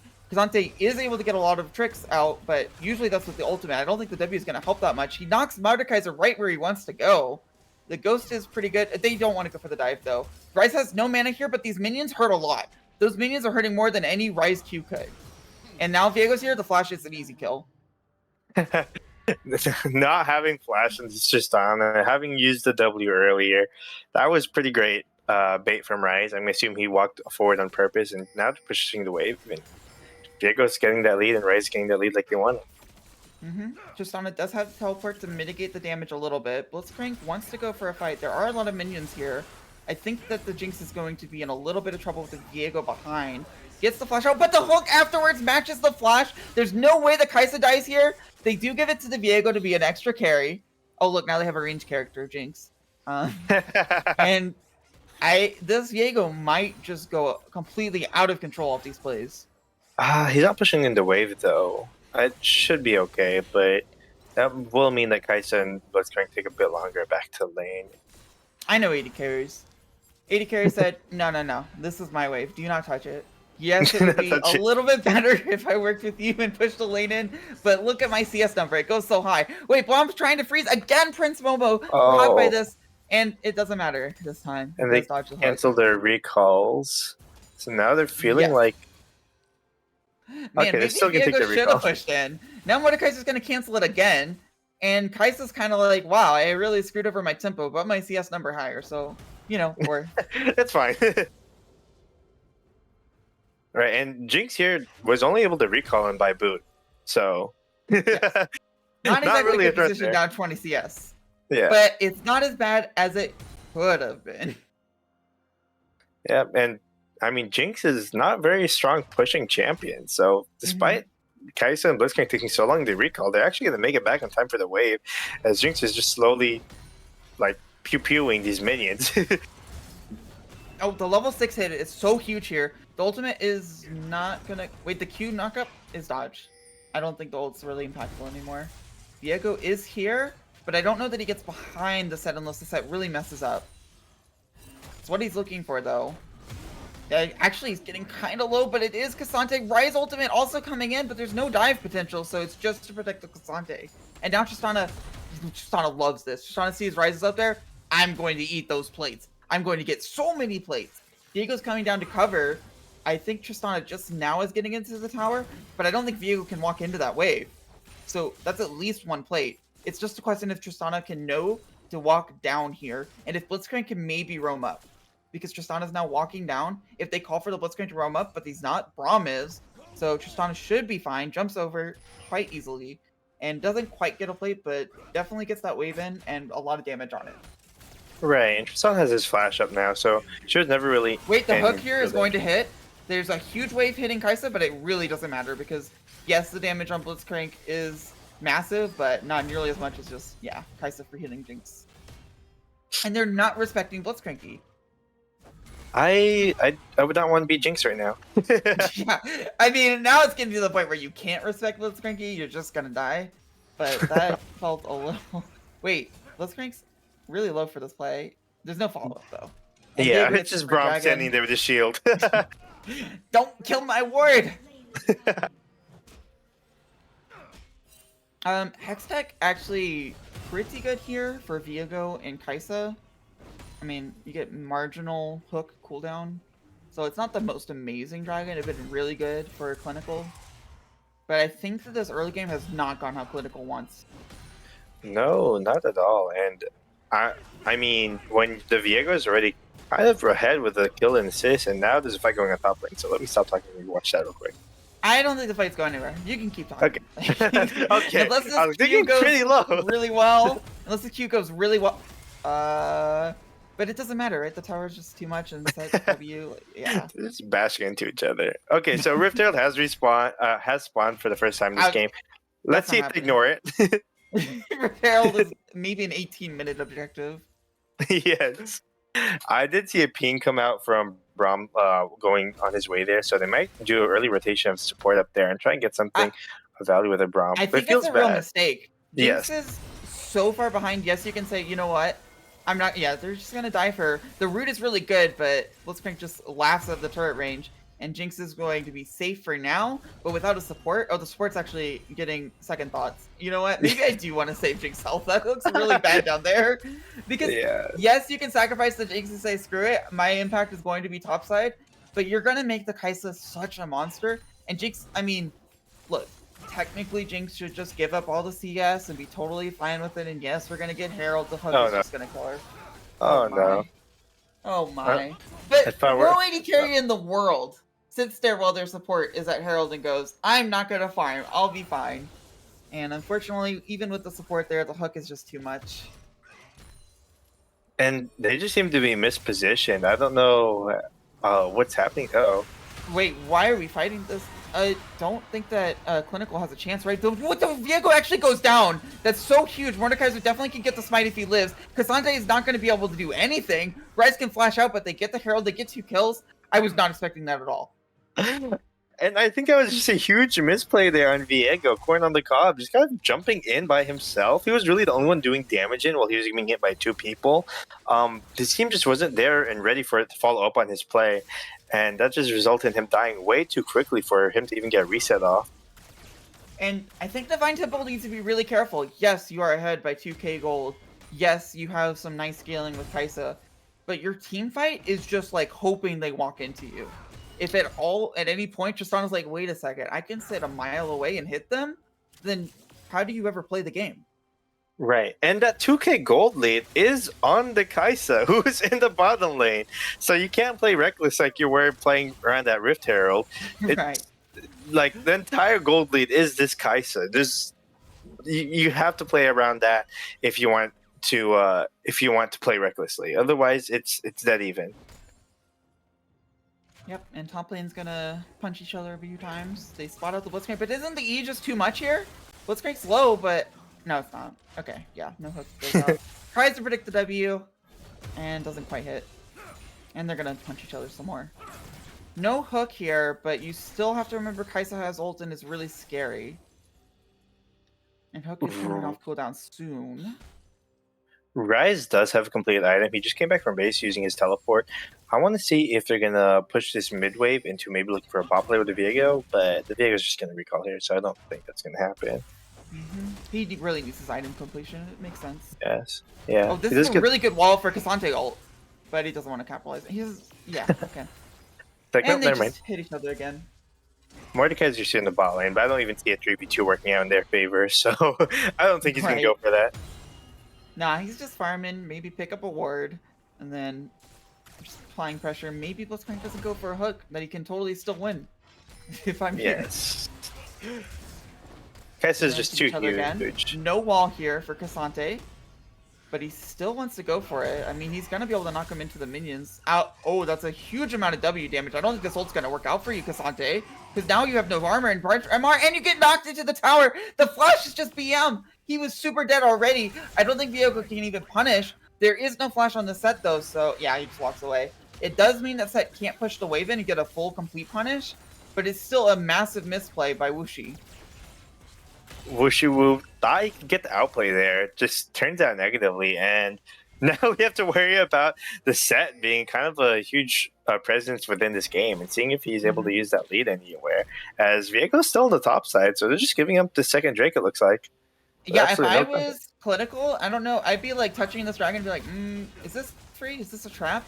But Viego's absolutely nowhere near, so it is completely free. They're all ready to press R. They're very scared, but Viego's on Raptors, so there you go. And I don't know, this Viego, like we talked about earlier, starting the blue jungle item as well as getting the Kraken Slayer out. Oh, Fight's going on cancel. mid. Nothing's gonna happen. Nah, it's just some poking and bullying. You can't Right. recall there. Okay, but the opt-in for Kraken Slayer for this Viego says he wants to do damage and he wants to carry, but it's been 13 minutes and he's only been able to really get 2 successful ganks off so far. And I don't know if Kraken Slayer is kind of the right option here when you have to walk into this Jinx and this Tristana and doing so much damage onto you before you're just fighting into range. I like this part of the top lane fights because now they actually mean something with the stacking. You know, nothing's gonna happen except bonk, little heart steal. Heartsteel. You gotta wait 30 seconds for another one. The Rift Herald is summoned, and they are gonna get a lot of plates here right before turret plates fall. Viego's here. I don't know that they win the 3v3 though, because Kaisa is so delayed, so Viego needs to get CC. Heartsteel stack. Real quick, we interrupt this fight bot lane to clean the Heartsteel stack. Heartsteel. Maybe we should play the new song, the Heartsteel band song. Our sponsor, Heartsteel the band. Rise does get some free time for that play, but 3 plates versus Rise getting, I think, 1. Yeah, you'll take that. Yep. And I mean, even with all the help that Jinx has been getting on bot lane, she's still sitting at 3.7k gold, while the guy's sitting at 5.4k gold. So the gold lead between the ADCs isn't really closing, but hopefully with a little bit more gold in Jinx's pocket, she can at least do a bit of damage and help out in these team fights going on in the future. You know what? Jinx can be a late game scaling threat, and we'll just let Tristana take the early game. It's fine. We'll pretend Yep. that Tristana is 280 carries. Yeah, and that's then why late we game, have Jinx to can maybe ADCs. Yeah, and then maybe late game. Oh, Viego's actually going to punish this Heartsteel stack. The CC isn't going to be that important though if the ult comes out perfectly. He's just going to get another stack. He doesn't even want it. Come on. He's not be gonna turn greedy. off Get the that stack. Boop. Okay. And the ult out of the W is pretty nice. He does die for it, but he gets 2 Heartsteel stacks, so worth. Yeah, Jinx is just absolutely not respecting the Blitzcrank once again. No one near her, and she's like, I can walk up to this wave. I need my CS number to go up. And instead, the death number goes up. But maybe However, farming here with the return kill. yeah, because the R is going to absolutely find her, and she has nowhere to go. Like, sure, you can flash away, but even outside of the ult, you're gonna die. Huge shutdown for Pharma. I think they're also going to look at this Blitzcrank, but nothing's gonna come of it. No hook would also help there, so Yep. And I'm pretty depressed for this Jinx right now, sitting, not even completing her first item Jinx yet. just- The Kaisa's working on the second item, halfway through with that. Jinx is just in the spectator seat for another 20 minutes, okay? One day she One will be helpful. day. The Herald is getting attacked, though, by Divine Temple. Yep, But they're and maybe going to once get it for free. this 40 minutes, like 30, 40 minutes in this game, Jinx will have enough gold to kind of be a presence in this game. But right now, it's not having a good time. As Oh, the they're TP's coming teleporting in, behind the her. bot I don't think it's worth it. Like, what is Jinx worth? 100 gold? And they get to just run out? Oh, no, okay. Rise is here. Yeah, you're going to get 400 gold for both of these kills. Congratulations on your teleport. I mean, it's not the worst, but they don't even get 400 gold because they get a... Wait. Oh, he flashing flashes. in. He does. That is so many. Kai'Sa ult, they spent so many resources. Yes, I Hey. don't believe that dragon is spawning for. Oh no, it's 1 minute 15. I mean, it's fun to get kills. I don't know if it was worth it. It's not about the gold, Scarlet. It's about the mental and emotional damage Jinx is facing right now. If she was depressed before, she is absolutely devastated now. I don't know how much worse you can get for her. Honestly, I've been that Jinx player before, and I'm like, you know what? I got the tower. I'm good. You can kill me for your 200 gold. I got my 300 gold. So Sure, whatever. she got her tower, but she's 17 minutes into game without a single item completed. It's like, it's so hard. And hopefully now Just she's you in wait. mid lane, she's a bit more Just safety. you wait. so- 25 minutes into the game, she'll be getting the quadra kill just like last time. Just a Oh, you're different right. Just player. one reset's all she needs. I mean, Oh. again, there haven't been really team fights yet, but the problems of this comp are not escaped by Jinx being behind. Yes, one of the 80 carries that's hitting you from a mile away is, like, poking you a little bit. But Tristana is fine. She's got an item. They don't have dragon stacking as well. It's Ocean Soul, and they've missed out on one dragon. It's really slow. So, where is the end game going to come? It's going to come from them sitting at Baron while Tristana just sits there and pokes out their tanks? It's not very feasible game plan. Oh As wait, Jinx is actually coming trying in- to fight this now. I really don't like trying to fight now while you're down and Kai'Sa's really strong. Actually, I like because Kai'Sa used her sums. They used teleport from Rise and Flash. It might be just the right time even though you're behind. Mordekaiser is getting really chunked though. And he might get the smite, but it is going to cost him his life. He does get the smite.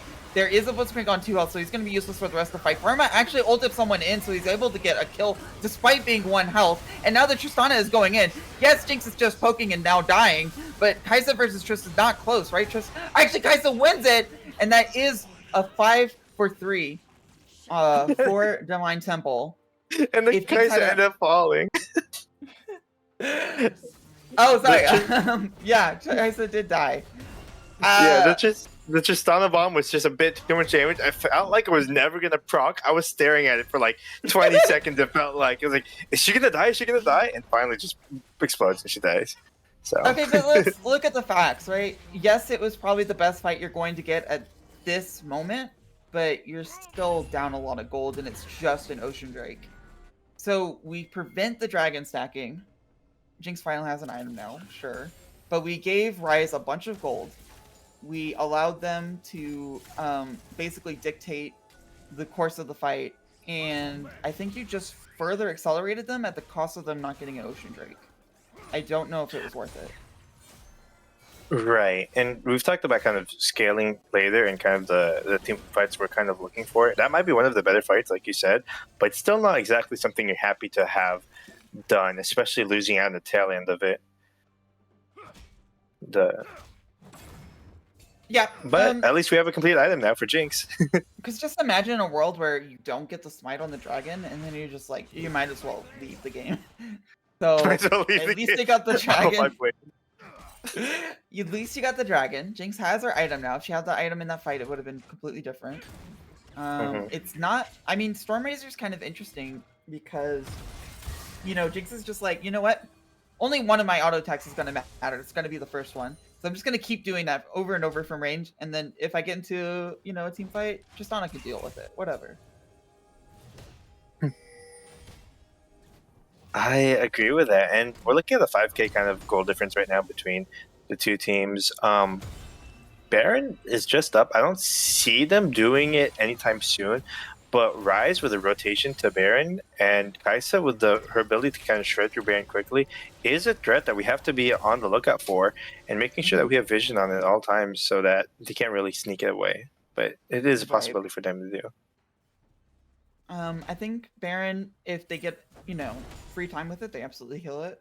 But if Clinical is at all aware, you are setting yourself up for a really bad fight, even though they're behind. They are looking at it though. Right, and Clinical is responding. It's a little slow. Not the Baron. The response is a little slow. Tristana's gonna look for a teleport. She doesn't have teleport. Rise does have teleport. They get the fight that they want, except it's a 4v5. So now Rise has to run away and it'll be fine. Yes, Mordekaiser can wail on him, but once he comes out, he's gonna be have a rude awakening of 4 enemies in the face. And they do stop the Baron, but only temporarily. I can't imagine that Divine Temple doesn't go, okay, well, no smite, and Tristana's bot lane, I'll start the Baron again. And I don't think in this case, with just Jinx, with just one item, is going to be able to stop them. And so, yep, they're not even going to attempt it. Now Clerical's just walking through the mid lane, seeing if they can get this mid tower in return, but I don't know if they even get that. Okay, so one thing I do want to point out, right? Divine Temple has Baron, but their minions hit farther than they do. Their siege has got to be really awful. I can't imagine that it's going to be the best Baron power play. Yes, the wave clear on Clinical is also lacking, but no one's hitting the turret except for the cannon minion. That's true. But if we can get pressure on all the lanes, and if we can get a good setup, maybe we can find a Blitzcrank hook. Or if not Blitzcrank hook within the siege or during the siege, maybe we can set up for the dragon and get vision around the bot jungle and then look for the dragon or just basically stand in their bot jungle, wait for them to walk into you like they have to. I mean, there's so many different ways for this to be played out right now, and having that many options with the Baron for Divine Templar could be really good, just if they're using it right. I really want to see them give up this dragon, but I don't know that they will. This pick on Blitzcrank means nothing. Yeah, it's not going to go anywhere, and it also leads you to the possibility of getting hooked, so they have to be really careful. I don't like this grouping around a dragon that they can't contest, but I guess there's nowhere else for them to be, really. It's kind of like a fake, fake contest, right? Trying to get vision, you're trying to say, hey, I'm going to challenge you for this dragon. Wait, but actually, this looks a little less fake than I was led to believe. I mean, I guess they have the range, so as long as they don't get hooked, they can fake it as long as they want, and Divine Temple just has to sit there and take it. So, you know, if you dodge the hook, like, okay, they are giving up on it. They do get the mid tower from this, I believe. Tristana's not pushing as fast as I'd want for that, so never mind. Delaying the dragon by a minute, honestly, helps a lot. Like, you're talking about a Baron buff that is now falling off soon because Jinx is just absolutely dead to rights. Yeah, that heal's not helping. Oh, she got shredded. Okay, the Baron is gonna make a little bit more impact because of that play. Rise now definitely gets the tower. But yeah, I mean, delaying them for a minute normally would be, okay, whatever. But you took away a minute of the Baron, and you also delayed the soul stacking. So I think that play might turn out to be worth it, despite losing the Jinx at the end, who is worth, I think, 300 gold once again. And I do have to wonder what Divine Temple's game plan is kind of here. They're not really using the Baron buff they've obtained to their best of their ability. Like you said, sieging is difficult with their team comp and this Baron buff, but I just don't see enough of them pushing these lanes and using their goldie to... Wait, actually, I think that's here. I was just drinking my water because there's no way that Set is dying here. Yet Viego gets the stun, and then the Cassante ult is so big, they do lose Set. Nice, and hopefully it's top tier 2 tower. Yeah, I think that does turn into a tower, and then the Baron power play is officially over. So they got a lot of gold for it. You know, they went from 5k gold lead to 8k gold lead. Jinx is starting to pretend to hit people for damage, but Tristana, you know, is an actual threat right now. Oh, took them a while, but they got there. They're using their siege power, knocking down these outer turrets, and now they just have to find a way to crack open the space. This hook is big. It's not coming, so never mind. And they're getting poked. Look at this. Like, I don't think that this turns into a death or anything, but the siege is absolutely over. And my though, the Mordekaiser ult on Viego. I think that Mordekaiser's sacrificing himself for the Viego. Can he get it before the ult is over? Gets the flash out, actually lives. Ryze is rooting, but it doesn't really matter. Viego's totally inting here. He's gonna get rooted. Mordekaiser goes down to the hook, but the hook is down so the carries can go in, but just doesn't do any damage. The flash hit for Ryze is incredibly greedy, doesn't pay out. Hearts to stack.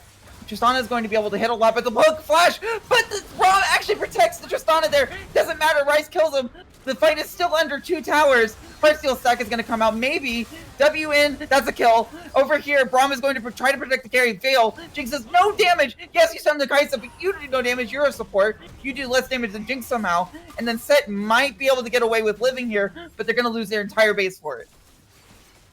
And they said no range doesn't matter. We'll just use our 10k gold you and slap you in your face in your own base. Don't even need to take the tower down. We saw Ryze going in. We saw Kai'Sa going in. And you have to imagine if Jinx had a second item, that fight turns out differently again. But the shutdown was complete and immense. Yes, and just Divine Temple, they're really understanding the limits of their champion. You're really understanding how far ahead they are, where they're able to say, it's hard for us to see just like in the traditional manner, but finding this pick on Mordekaiser, on this Jinx, and just going all in and playing our champions to our limits, we're able to get more than maybe what we should have been allowed. They had no Baron at that point. Like that siege should have been impossible, but instead they crack open the base and get the inhibitor. I think the most powerful engage mechanic was Mordekaiser's greed there. Pharma ulted for a Viego, wasn't able to capitalize and get the finish. Okay, well. Goodbye, Set. Wait, actually, Blitzcrank might be caught out here. Good stun. Viego's not really going to be able to capitalize, but the Kai'Sa damage is real. Viego's coming in. Kai'Sa gets the ult out, so it's not actually a big deal. Pharma's not dying anytime soon, though. He's going to be able to pick off the Kai'Sa, maybe. Gets stunned. The rocket comes in. That means that Blitzcrank is in danger as well. Blitzcrank lives. And it turns out to be a 2-for-1, or 1-for-1. The Set died over there. Rooted and stunned is the Ryze, but he does so much damage, and the Zanya is so good that Braum has no choice but to die. And I don't see how they hold these Nexus towers. That Ryze ultimate there seemed... The Ryze ultimate there seemed like it was a bit of an int, but it turns out really well. Just immediately stop watching, and Viego coming in, killing them, and this could be the end of the game. Jinx has got the flank, and if you know anything about Jinx, you don't want the flank. Set is finally up. You've got the ult maybe to protect this, but even with their poor siege, these 2 towers are falling very quickly. I mean, Jinx could get off like 10 auto attacks. Cassandra doesn't care. It does 2 health damage. So the minions die though, and that's the end of the siege for now. I can't imagine they're going to push for another wave, because even though it is supers, all 5 members of Clinical are finally up.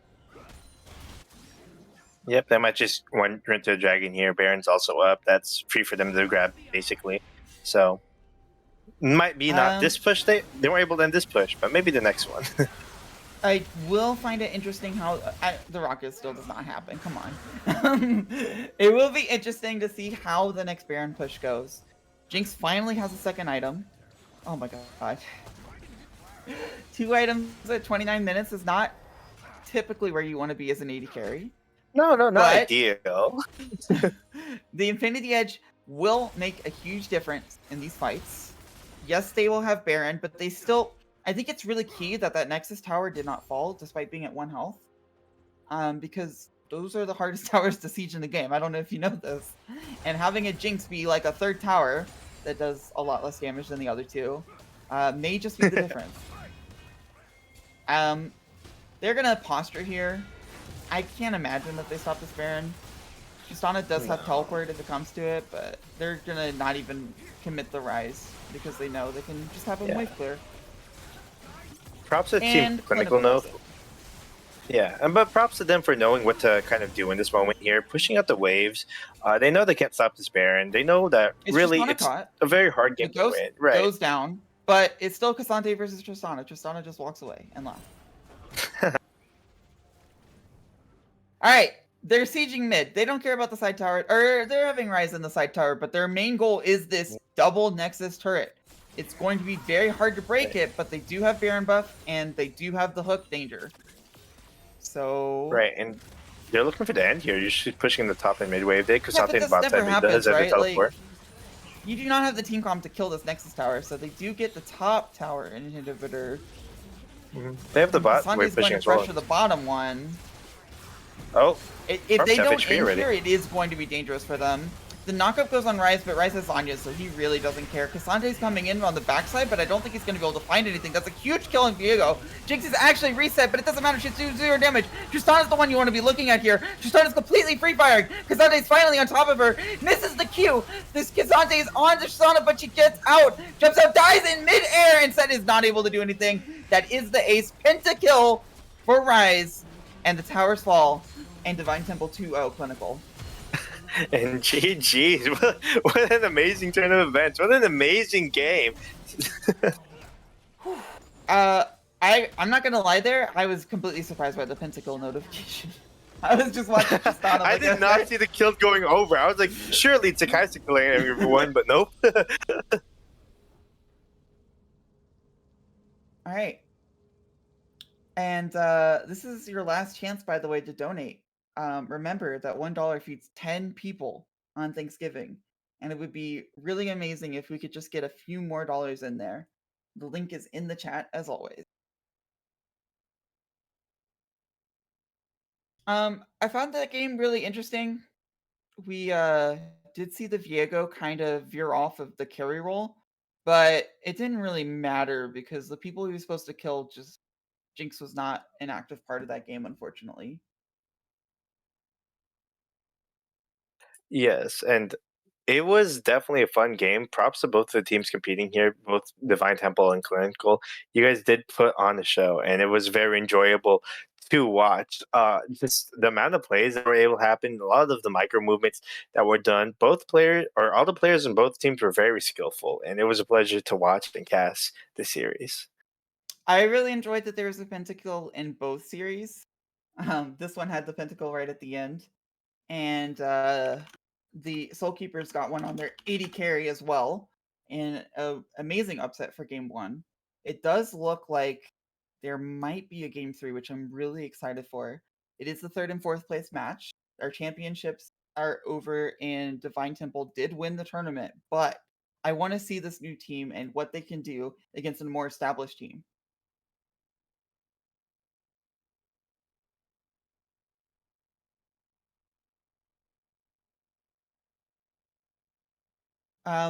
Looking back at that game, we didn't really talk much about the Rise, but he really was the machine gun that was like, only able to shoot 2 inches ahead of him, but it didn't matter. They kept on being 2 inches ahead of him. And it was just an Right, absolute and we talked so much about how this team is going to close the gap with these two ADCs, and I guess it just right click forward. That was their plan.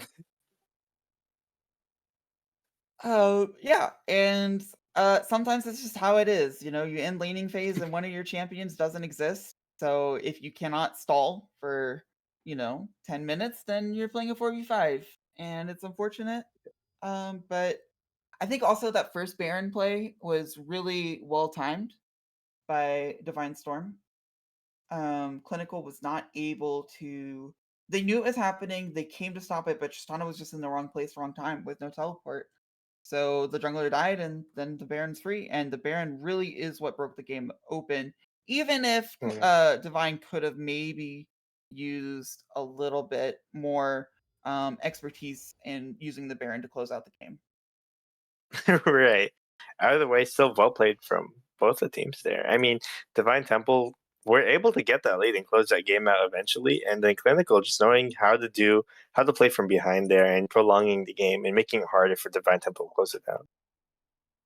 All right, I do want to move on to the game that we're about to see, though. We have a lot of setup to do, because this is game 3 of a series that's already been underway. We're talking about a team that is comprised almost entirely of high school students in their first tournament, and they've brought it to game 3 against another more established team. So, a nice little underdog story to end it off here today. And I'm really interested to see what's going to be going on. I'm gonna look at the previous games if possible.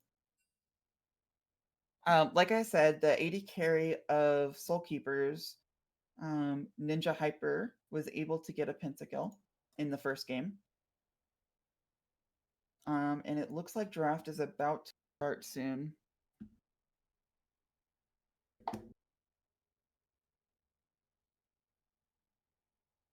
Oh yeah. So it looks like we've got a little bit actually.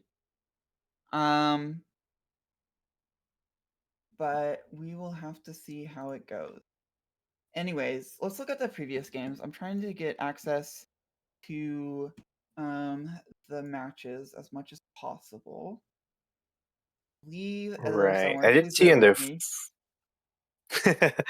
I did see in the first game here, Ninja Hyper 321. I believe he's still playing. Did really well in that first game, ending 19-1 and 6 on the Zeri, doing the most damage of anyone in the game at 36,000. Yeah, So I mean, that's definitely a pop off moment for sure.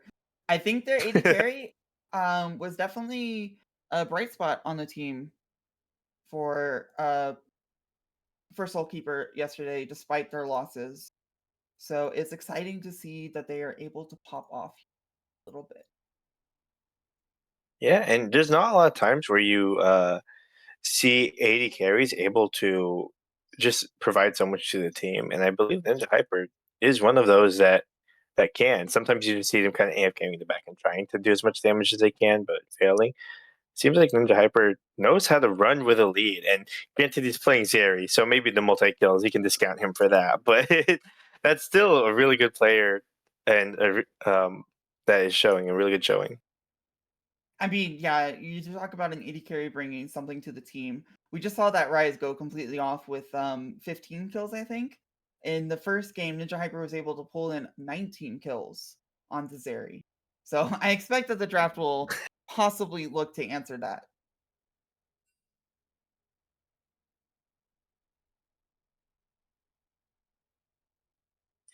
Yep. As we're getting ready into draft here, just looking off their first game team comp because that's the only one I have access to at the moment. It looks like Yone, Jarvan, Seraphine, Zeri, Blitzcrank. All these are champions that they seem to like to play here. Um, Now didn't watch the first and second games live, but I am hoping to see the return of the Blitzcrank. It was really fun casting him that last game and seeing what kind of plays he could pull through. If they decide to go through with the Blitzcrank this third game, that could provide a lot more action and be really interesting to watch. I'm trying to pull up the custom game on op.gg. Okay. It looks Okay. like Ninja Hyper was on Vayne the second game and was not able to pull out 19 kills, unfortunately. There's no way for me to see bans leave. Looks like draft is starting though, so I'll just use this as a reference point for the draft, but we got something to talk about now. Azir's down, Oriana's down, mid lane classic. Meanwhile, BBG is focusing entirely on junglers. That's 3 bans for mid lane. Is it going to be 3 bans for jungler? And I don't think Seraphine's a jungler. Nope. Well, Maybe someone out there has made it work. yeah. So Zeri is open. I don't know if they think that they need to pick it in the right spot.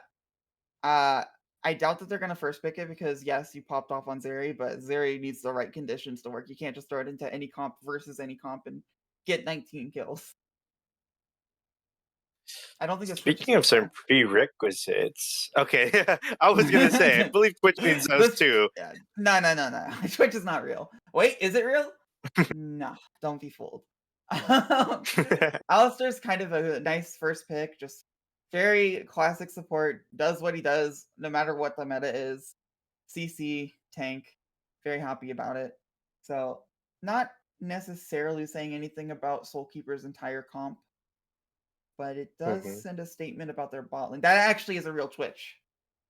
Um, Wow. uh, yeah, I haven't done my research on Twitch lately. He just kind of, he's invisible to me. Twitch hasn't been strong lately, I've seen, but Twitch into the Alistar, I don't know how that matchup plays out exactly, but I imagine Alistar can headbutt Twitch from these flank angles and the invisibility engages that he wants to go onto. So I don't know if it's the best pick here into the L-Star. I also think that it's very interesting that Twitch gets picked as the first AD carry mentioned in the draft, right? Like you sometimes go to these picks whenever your AD carries get banned or the enemy team has an AD carry and you want to counter it specifically, but this is the first AD carry to show up in the draft at all. So Twitch is just making a statement of like their AD carry player, Piglet, just like, give me Twitch. Give me Twitch. You know? Piglet just Ezreal wants is to an carry and win. interesting response. Ezreal is an interesting response. I am partial to not liking Ezreal, but it does have a little bit of safety against the Twitch Raw, which is nice. Syndra as well means that they're stacking up a little bit on magic damage. Silas is going to be amazing here with the Alistar ult at least, though I don't think the other two ults are amazing. I think Syndra We ultimate can be pretty strong as well, but I agree that Ezreal ultimate is a bit lackluster in Silas. Okay, so you have to wonder which one of these three is a jungler. It's probably not Twitch. I don't think we're in that solo queue level of play. But Rel and Silas do have a defensible jungle route. So what do you ban here if you're Soul Keeper? Do you just focus on the top lane, the one lane you know it isn't? I guess so, because Renekton's gone. Yep. A lot of flex picks coming up from Red Balls Gaming with uh, really any of these champions able to go in several different roles. I don't see it going anywhere besides Twitch, ADC, Rel support, and Silas mid, but those are You never know. possibilities that you have to count for as Soul Keeper. And I think that's why they're just targeting the top lane. They know that's the one lane that isn't picked yet. They also haven't picked their top lane yet, and they might have to blind pick it, so it's respectable to target it a little bit. And I'm sort of wondering here if this Rel does end up going jungle, whether or not Tom Kench would be a good pick on this R4, especially when we're looking at the Alistar Syndra combo. I think it's a little weak in lane to Ezreal, but I haven't It's played it fair. that much. It might be okay just for the overall goal, and then you just say Ezreal's not that oppressive in lane anyways for Tompkins Switch, so it might be okay. The Wukong is Hmm. probably jungle, but again, we have 4 champions that could technically go with Smite. I'm pretty sure. I'm 99% sure we're going to jungle now. Yeah. The vibe pick is And the interesting. vibe. It definitely says to Twitch, like, you may pop up with your crossbow, but I am going to pop you up some more. The knock up and beat him up. With the Syndra, Right. R also just means Twitch has to play extremely safely whenever flanking. I do like the Vi here. Vi, in my opinion, is pretty strong, especially when we're looking for kind of this pick comp that Soul Keeper is drafting for themselves. Uh, and if we're looking for, but now I'm wondering kind of who are your targets? Because obviously, when getting to Twitch, with this invisibility and move speed, it's a bit Oh, harder to do that. that is a statement to take Jace blind. You definitely got a nice little poke comp with Ezreal Jace, but then you've got a nice little burst engage comp with Syndra Vi Alistair, so it's like, why are you putting 2 different teams together? But it could work, especially against a very squishy team in Twitch Silas and Rel, maybe. Malphite is going to be a very strong answer though, because Syndra's not pressing R on Malphite, so you just very happy to build armor and make Ezreal's life miserable. Like, how is Ezreal ever going to kill Malphite? How is Jace ever going to kill Malphite unless he's absurdly ahead? I think Malphite, honestly, with the engage comp that they're making, makes a lot of sense. And just looking at this draft here, I'm really loving Brad Balster Gaming and the composition Yeah. they've sort of drafted for themselves. They have easy execution, great team fighting, and still kind of the X factor. Would the Silas ultimate able to just take so many of these other strong ultimates here? I will admit, whenever I played Silas, I was very confused by pressing R and Jace. I did no idea what was going on. But the other ones look No, okay. that's not very good though. It's like, wait, I'm Jace now, but I'm Silas. What is going on? But I will update you guys on which one of these champions takes Smite. I'm suspecting it's Wukong because nothing else really makes sense. But you know. I would love to I see a think Wukong support. That would be funny. I don't know how Ezreal really punishes this Twitch though. And I feel like Twitch is just going to be very happy to yes, you have the Vi R and maybe a Syndra R, but after that, like you're very happy to engage on almost anyone. Right. This is all about coordination and team play. Seeing if they can, if Soulkeeper can set something up in the bottom lane to find a pick on this Twitch and shut them down, basically prevent them from going into the game. Because Brad Baltzer's gaming entire win con is getting this Twitch ahead. And if this Twitch is not ahead, or at least at an even level, they basically have no damage. Silas does some damage here. Wukong does some damage here. But this Rel and this Wukong, I mean, this Rel and this Malphite, not a lot of damage coming through. Yeah, that is true. If you somehow suppress the Twitch damage, I don't know. I don't like the inherent contradictions in Soulkeeper's comp, but I do like their laning phase. If the Malphite is not unkillable, if the Twitch doesn't just one-shot everyone because you've been able to shut it down, I mean, you're talking about 3 winning-ish lanes. That's really important for a jungler. All right, we're gonna go to That's a break. lot of conditionals. Yeah, we're gonna go to break. I can't update. It is the Wukong that has Smite, so be ready to see that after our break.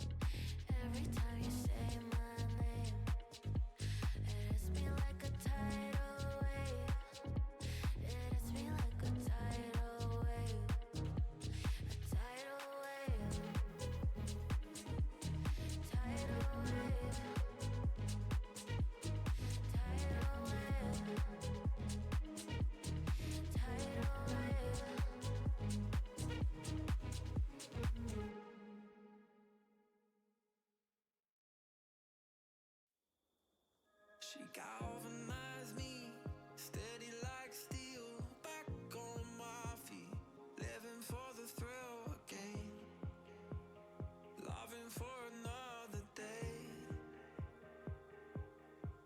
She satisfied me, gave me what I want, just what we need, never too far away, loving for another day. But she asked for something more. She asked for, yeah, she asked for something beautiful. She asked for, yeah, she asked for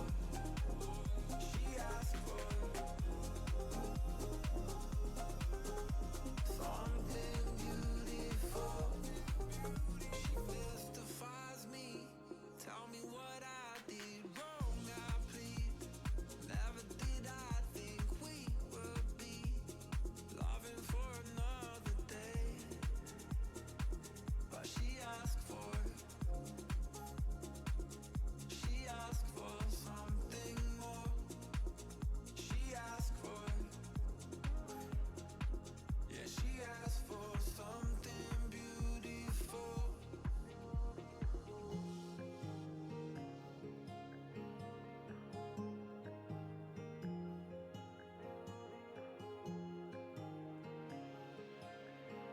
Something beautiful.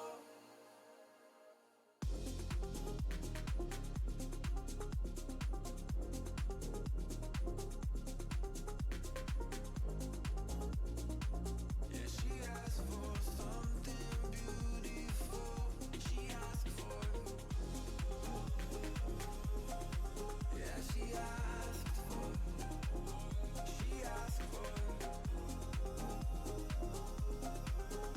something beautiful.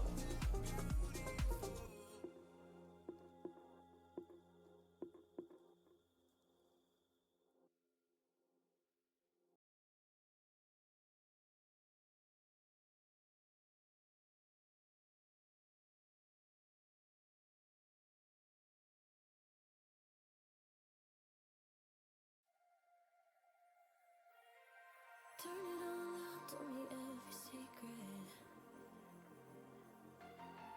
Said that I care.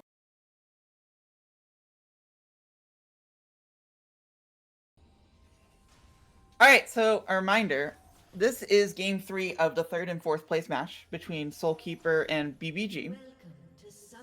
I'm really interested to see how the early game goes because the one thing Soulkeeper has going for them is that they've got 3 pushing or winning lanes, and Vi can usually, take advantage of that. But if they don't, they've got a monster to deal with. So they are currently trying to cheese in a bush.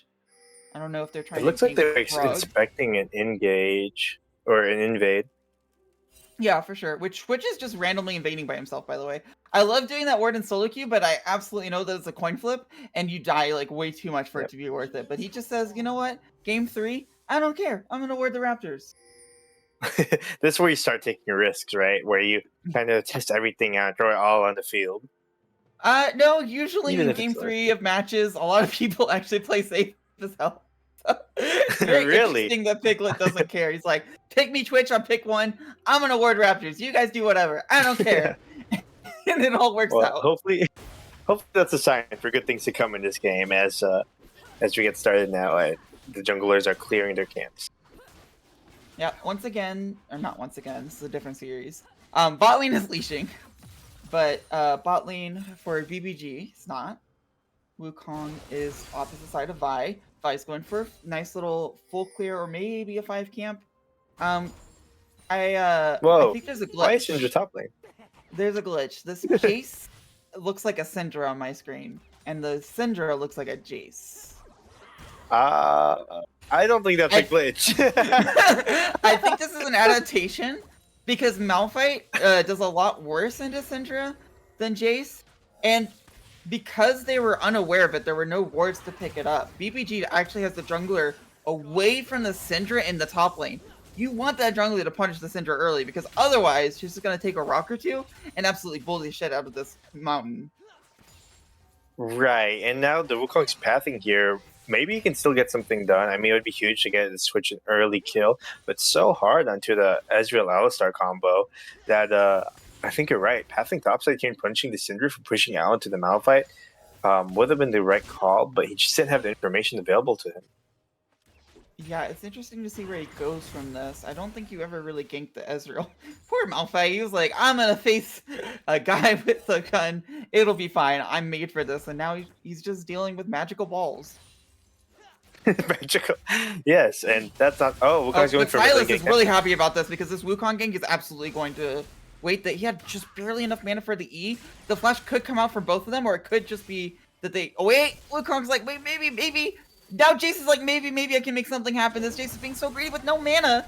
And now Alistar's going in on the Twitch, but the Twitch gets the invisibility off. Ezreal doesn't really do that much damage early in the face of a Rel. Now Malphite's in trouble. He decided to try to take the bullying back, but then a Vi shows up and says, I'm going to climb this mountain. First blood for Vi.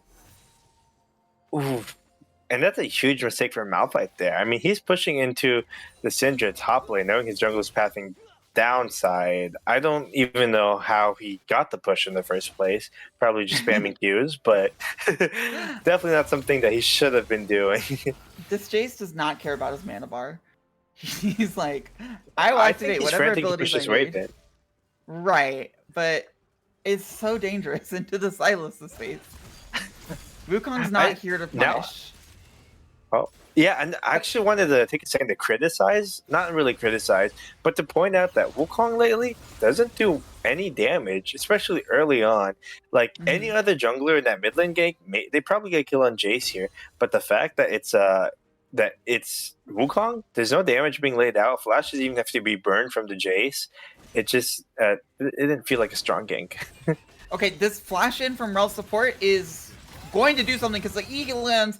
And yeah, I mean, I guess if Rel comes into Raptor Pit and is able to punish the Silas, I mean, not Silas, the Jace. I mean, realistically, that was the slowest crash attempt I've ever seen. And he absolutely should get punished there. I was expecting it to be Wukong, but Rel decides, you know what, Twitch is fine. I'm going to take 10 minutes out of my day to completely fuck this Jace up.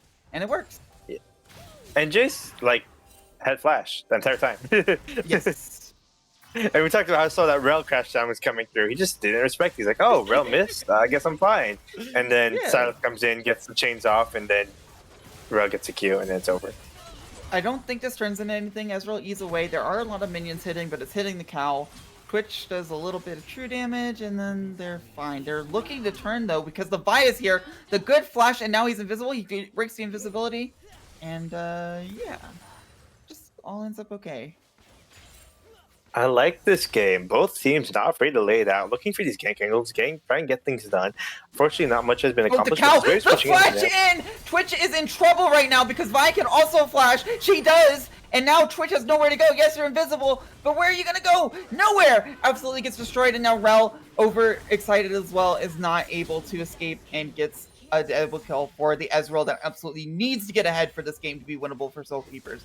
Yes, the Wukong makes a cross-map play, but now they look to Dragon. Right. And Vuri, I don't know how to say his name. Viri on this Vi, just really good at reading his wave state, recognizing that Twitch has to push this wave in. It needs to. But so he just wrapped a run for the regank. Yeah, you get the flash off Twitch. You know what? He's not going to expect me to come back. But I'm Vi. I don't care about farming camps. I care about farming Twitches. Yep. Yes, Jace exactly still that. Has flash. Those are exactly right. Wukong is just taking the crab though. So I was like, please help me. And Wukong's like, no, I got 60 gold here. Why would I ever look at that Jace? It's probably not gonna happen anyways. He has flash. So now he's on his real prize though, not the crab, but the Syndra who gets art onto without the flash to react. The flash is too late, but the QE is actually good enough to get Wukong's flash. That's all it's going to get though, because she is definitely dead here with the Q. And then the auto from Wukong, maybe a counter kill. Jace again is over in position. It doesn't matter that he flashed. Actually, it doesn't completely matter because Silas does no follow-up. But they get the flash off of Jace. They get the flash and the kill off of Syndra. And Yeah, I mean, that's the problem with Syndra top. Why is looking for You, Wukong?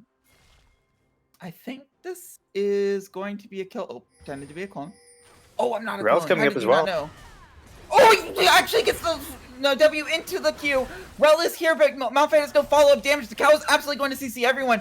Sure, Malphite flashes out, but poor Rel. What is Rel going to do against 3 people? Syndra even does the R for extra value. Right, and it was just Wukong trying to recall here. Really great play here in the Vi, just being really patient, looking for this Vi, knowing, looking for this What Wukong, is knowing this he's Twitch super low doing? health and has no escapes. Gets to the deep ward. Is completely I think they're ignoring working for the bot Rift lane. Herald. Yeah, but he's gonna lose a lot for it, and they don't even start Yeah. to go towards the Rift Herald. Alistair's also on the map, but Ezreal's alone. He's like, yeah. I think can Twitch was try looking for a play here now that he hit level 6 and trying to use his tempo timer and bot side to find something. He But since might he get didn't something find bot anything, lane. he just loses a lot.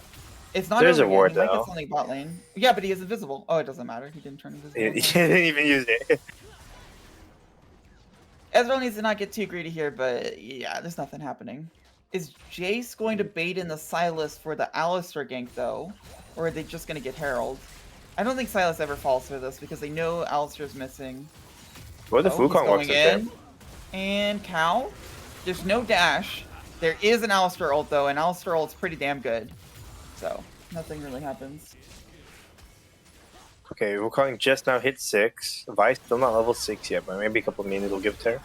Because Sylas is having to reset, we do use the Herald here.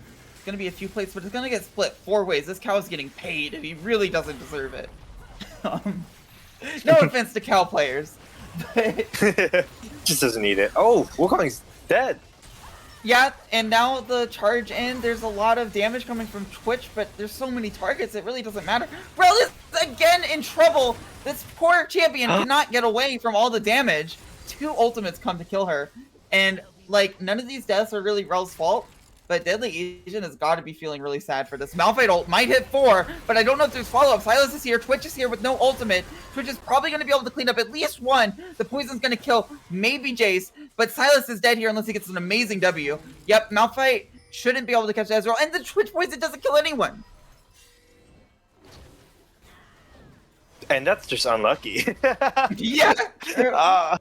So many low health bars. Piglet's trying to auto and kill someone, but no one ends up falling. And I don't know what to say. It was just kind of a desync of plays. Malphite gets there after kind of the play's done and tries to find something, but just not enough damage coming through from Piglet. And Rel's already dead, so... I can't blame Toddy. You're a Malphite. You see 4 people right there. Some of them presumably don't have flash. Actually, none of them did. It was a nice you're gonna ultimate. press R. A nice idea.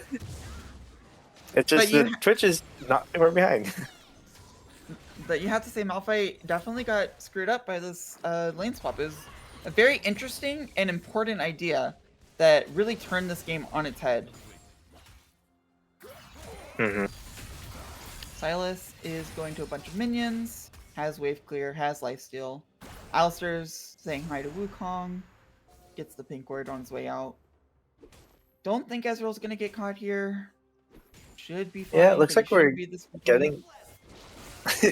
looks like we're getting a bit relaxed now. As Soulkeeper does have the 2k gold lead. They have the first air kind of dragon. sitting in a place, he gets out with a blast plant, but he was sitting in a place where a collapse could happen.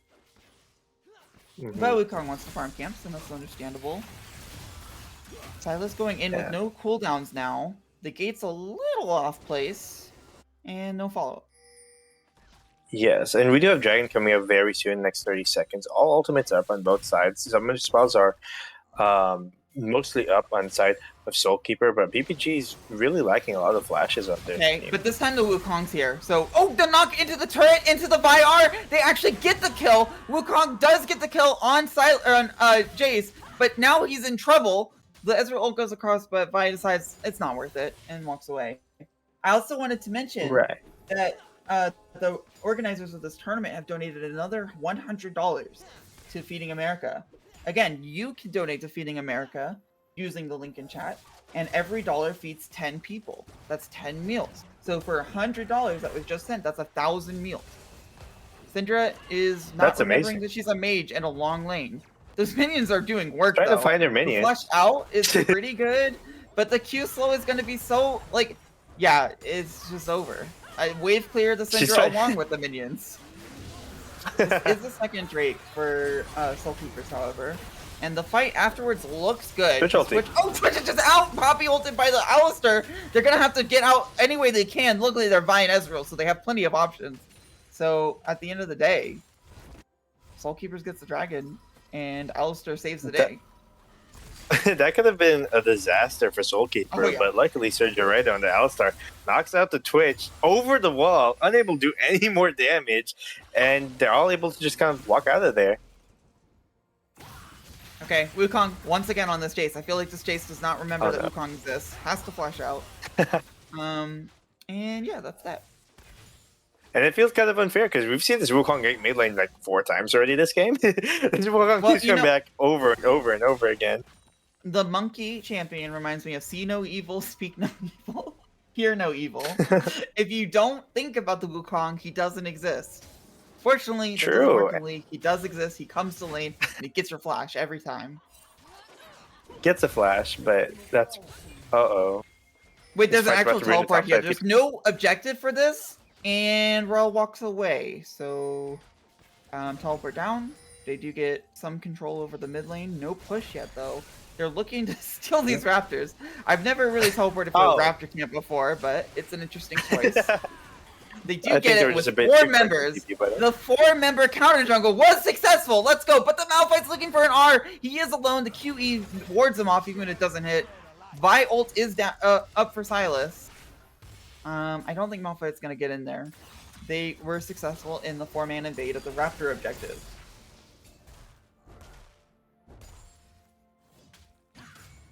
Yes, and they're not going to get much here, but they're not losing much as well. Twitch is just farming patiently in the This is side a lane. little which is low. happening. Ezreal ult is up. If Jason has one more QE, it could be dangerous. Doesn't look like he wants to go for it though. Just get the wave in, punish the no Just gonna take teleport. the Rel recall. gets the XP, it's fine. Yep, and now we're back to kind of that stage where we're posturing, trying to get Rel's touch on the just- map. As Rel's just like, nah, you can't get the tower while I'm here. Stop it. Yes, I'll go low. I don't but think she can stop I just get the recall. No, she can. Because now Vi ult is coming through from the silence. The cow actually dies, but so does Rel. Rel, again, unfortunately, just dies. This time, however, she's able to get one in return by a massive outplay of making them think that she was just messing around, and yet the Vi ult, Yep. too good. and that, uh-oh, Revive's coming up here. I don't know that there's enough damage here, though. Yes, Malphite is mostly known for his armor, but he's actually built a lot of MR here. Syndra's a burst champion He's that already... ultimate. Oh, nope. And yeah, he's out. Yep. He's just ultimate flash, like, he can't die there. Yeah. But I was going to say in the mid play, I think Undead Dumpling's pretty happy getting that kill. Oh, yeah, for sure. Twitch ult. Uh-oh. Very annoyed at Lots of Ezreal. damage on this Cal one. is not going to die here because it's Cal. He is going to make it look close, though. Iplock didn't use his Vi is on ultimate the flank, there. I but it think doesn't matter because there's no damage follow-up. Yeah, he doesn't... The Count doesn't have ultimate. And they're all The resetting. Wukong. Oh, yeah. I do think that BBG do get Herald here. And Ezreal and Twitch continue to be like, I can outplay you. No, I can outplay you. At the end of the day, we both It's been a know what we're 1v1 doing. lane for a long time now. At the end of the day, they know they're just both farming. You know, they may Mm. posture and be like, I'm going to ultimate you and you're going to die. But it's Ezreal versus Twitch, so it's not going that way. And very smart pink ward from the Ezreal, just keeping it there, making sure Twitch can't sneak up on him. They do get the Herald for BPG. The dragon's coming up. This is third dragon, and it's Mountain Drake. The soul is very impactful, and every Drake you get of Mountain Drake is very impactful into the Twitch. So They might look for a yeah. dive top lane here. The wave is pushing in, but there's no ulti in the mouth lane. So dragon is 40 seconds, so if they get this dive, which they will. Syndra is absolutely dead on my screen. Oh, Syndra's Syndra. absolutely dead on my screen. It won't be punished by a dragon, but it will be punished by the flash exhaust from Alistar of all things. It doesn't look like it goes in. What is Jace doing there? He's trying to protect the tower that's super dead. He does extend the play long enough that maybe they can get the dragon off this. So actually, by just using his flesh, he might have gotten his team to the dragon in some bizarre world of baiting and trapping. But the Herald does go down. So what are you going to give up for this third dragon?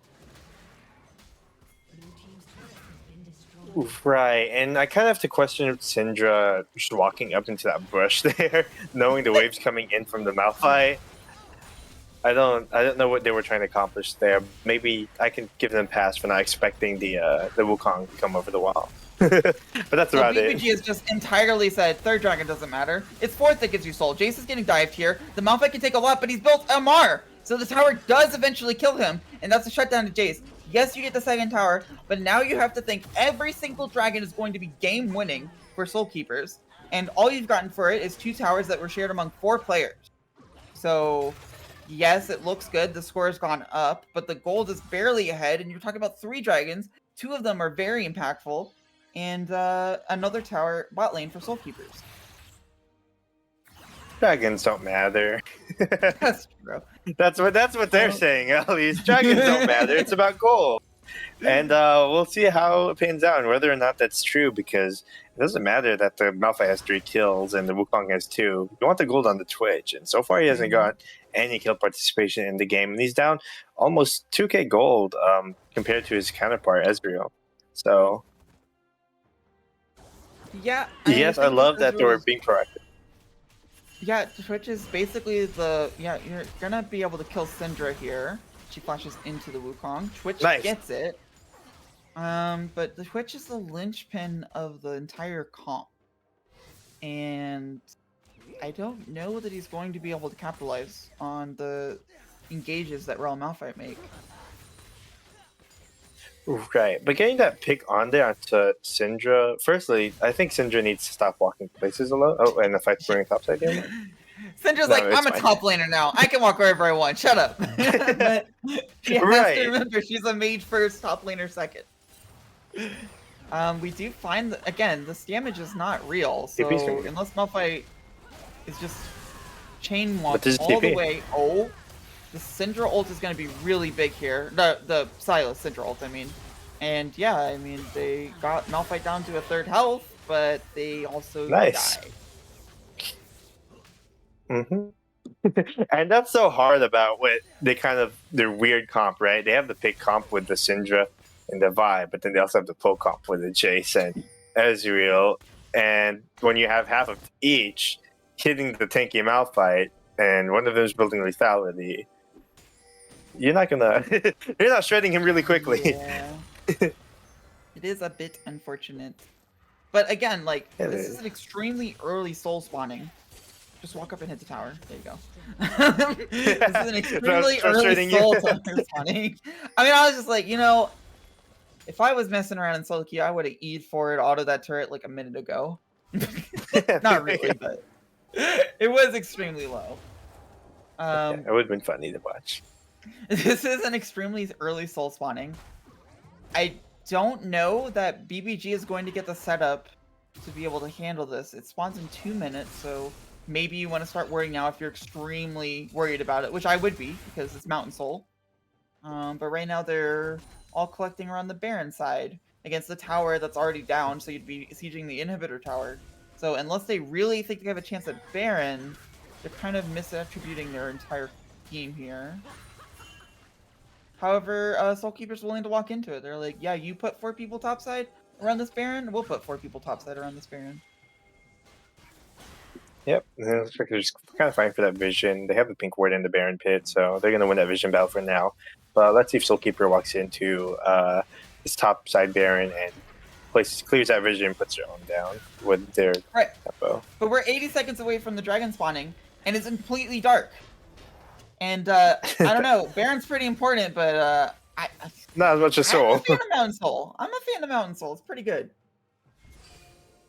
Now, Soul Keepers, for their part, has also not warded, which is really good for a poke comp and a Alistair engage comp, where you can get poke on while they're walking in. But instead, they're coalescing around this Baron again, which is fine. Like, obviously, you don't want to give up the Baron for free, and you can also trade the Right. Baron for the Soul if it, or for the Dragon if it ends up that way. But I don't think either And- team has real serious applications for Baron. No, and I do want to point out some items. Like, we're looking at Silas here, Truvin. He's on 2 items already. He's going to start working his 3rd. He has his Zanyas, which is huge for these fights that are about to come through that are going to be pivotal to how the game state basically changes in this next Baron Okay, or Eldritch Silas is in trouble here. If he dies, that is the soul. Alistar ult is going to be good, but there's no tower here. The teleport comes in. Malphite is here with ultimate. I think the ultimate's going to save Silas. Zanyas is definitely going to cement him as alive. Cow is here, but Malphite ult is going to absolutely amazing flash by Ezreal. Silas is running away, but there's a Vi who doesn't care how much he runs. Yes, Twitch is hitting the tanks, but he's hitting the tanks. He has no items. It doesn't matter. And he's dead to the Jace with lethality. And now you're talking about a bunch of tanks versus Syndra, Jace, and Ezreal. There's no chance that Soul Keepers doesn't get the soul here. That is going to be 5 for 0, 4 for 0, 4 for 0. Either way, it's going to be soul for 0. And that is the most impactful part of that fight. And Soul Keepers just could turn around and go to the Dragon. They may as well go to the Bear, and they just have so much pressure on the map. They're able to do so much influx on the first steal. Yeah, this is the one where I'm like, yes, you do sacrifice yourself for the steal attempt. But Alistar, no mana. It's too early. Alistar gets it, which is just fine. Looks like Wukong tried to combo Smite Q. Or no, Vi tried to combo Smite, and it didn't quite work out.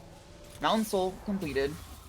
And yeah, look at the vision around Baron. They have complete vision of the no people around Baron. And I think that this is something that was preventable. Yep. And now let's see if they walk to the Baron and try and take this with their huge advantage with the Mountain Soul, as well as their gold advantage. I mean, what's really great about Syndra picking up that kill on Wukong as well is she's been pretty far behind in gold throughout the entirety of this game. But hopefully once she gets a bit more gold in her pockets, able to clear second and third item, she'll be a lot more of a threat. Because right now, she's really just a CC bot and then press R. Yeah, definitely not the position that most Syndras are in, just because of the Leandries and the way laning phase went. And also the enemy team comp. Like, it's really hard to imagine Syndra pressing R on Twitch in a fight that's going normally. They just shouldn't even be on the same screen as each other a lot of times. Right. Yeah, and I wanted, like I was trying to say earlier before they started fighting and things got a little crazy. Silas with the Zanyas, we saw it used there in that bot fight, able to lure kind of everyone in, but just didn't end up well for them.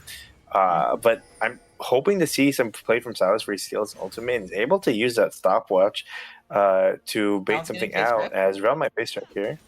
Nope. No, nothing. Just gonna walk away. I'll calm, peaceful. Don't want to force anything yet. We do have a TP for Jason on the bot side, but that can be matched as well. Yeah, I mean, it has to be said that Soulkeeper, even though they have a very impressive advantage, their Baron is not amazing. So you just have to wait for a mistake like this where Malphite is forced to ult out. Might be too late though.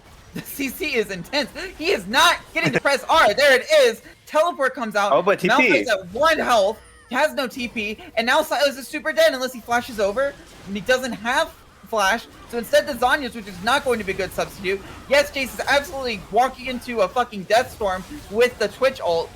Actually, Silas gets out, Wukong's in the pit now, taking damage from the Baron, and where is he going? That's real. That's not a clone, that's real! So now the jungler dies, Alistar's really low, they might look to Baron, but it looks really weird without the Jays. Because there's no damage to this Baron, but it's going to be enough unless Twitch can somehow find a miracle steal, or not steal, but damage attempt. We'll have to see. They are doing good at keeping the vision out, but Ezreal can't auto-attack the ward because he's worried about the Rel. Malphite is here back again, but he has no ult, so he's kind of useless. They don't know, or they do know how much health is on the Baron. Wukong's not here, but they are looking to fight. Rel finally comes in, gets knocked out of her stun, and yeah, I mean, I can't imagine that BBG win this, but it's going to be close. Silas is knocked up. Jace comes in and just absolutely destroys everyone. And yeah, Malphite's big and tanky, but it doesn't matter how tanky you are if there's 5 people hitting you.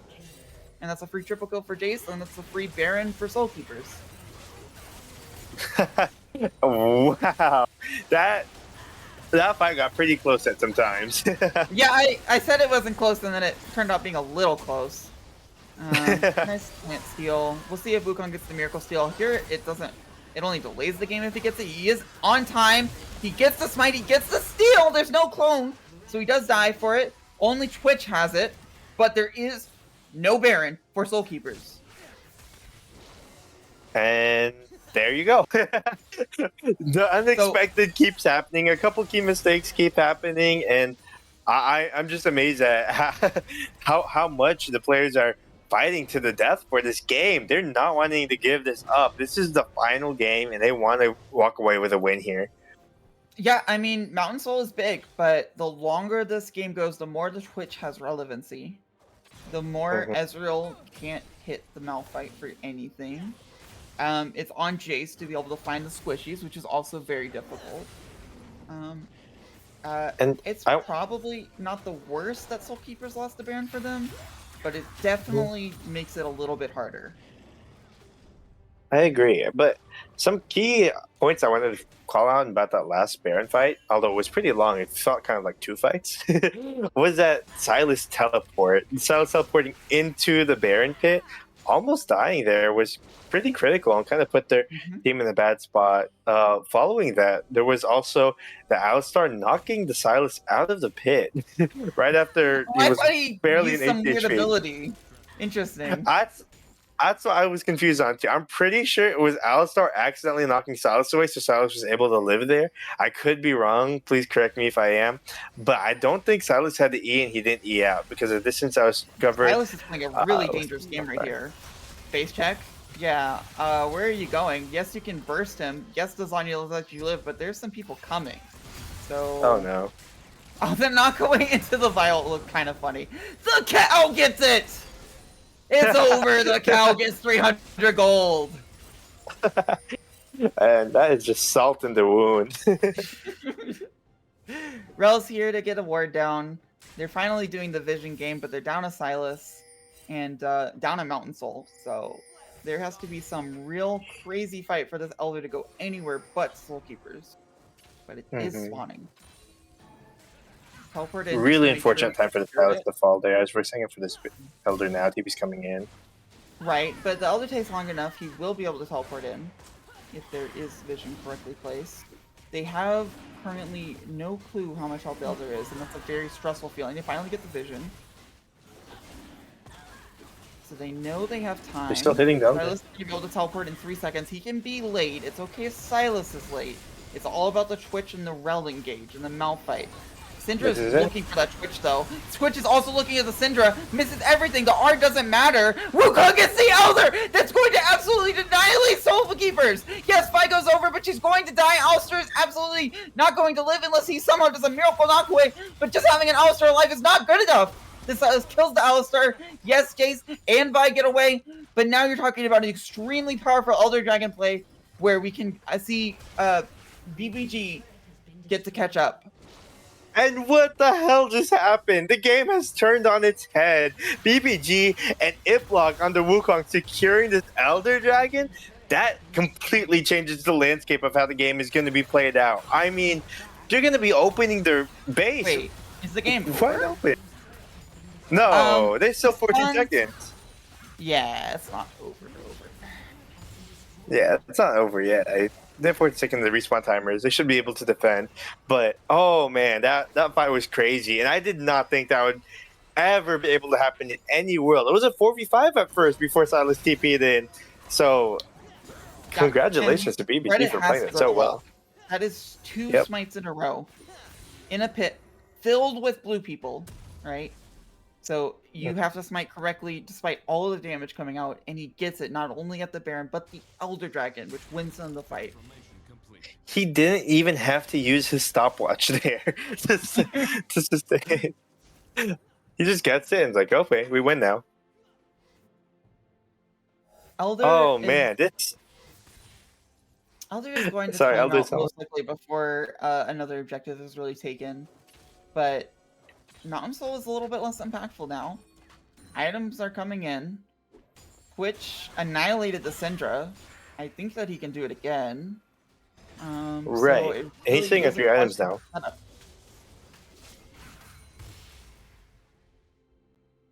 I mean, it's just, it really can be anyone's game at this point. And having this be the final game in the series, the tensions are running high. The stress is running high. And Vi, having missed 2 smites on these objectives now, I know they cannot be feeling great about themselves, and hopefully the mental for Soul Keepers stays in touch. And like you said, this is a brand new team coming together. Hopefully they're able to get each other's backs and help support each other as they try to close this game out. They've had the gold lead for so long. They've had the dragon lead for so long. They just need to be able to close this game out and collect their win.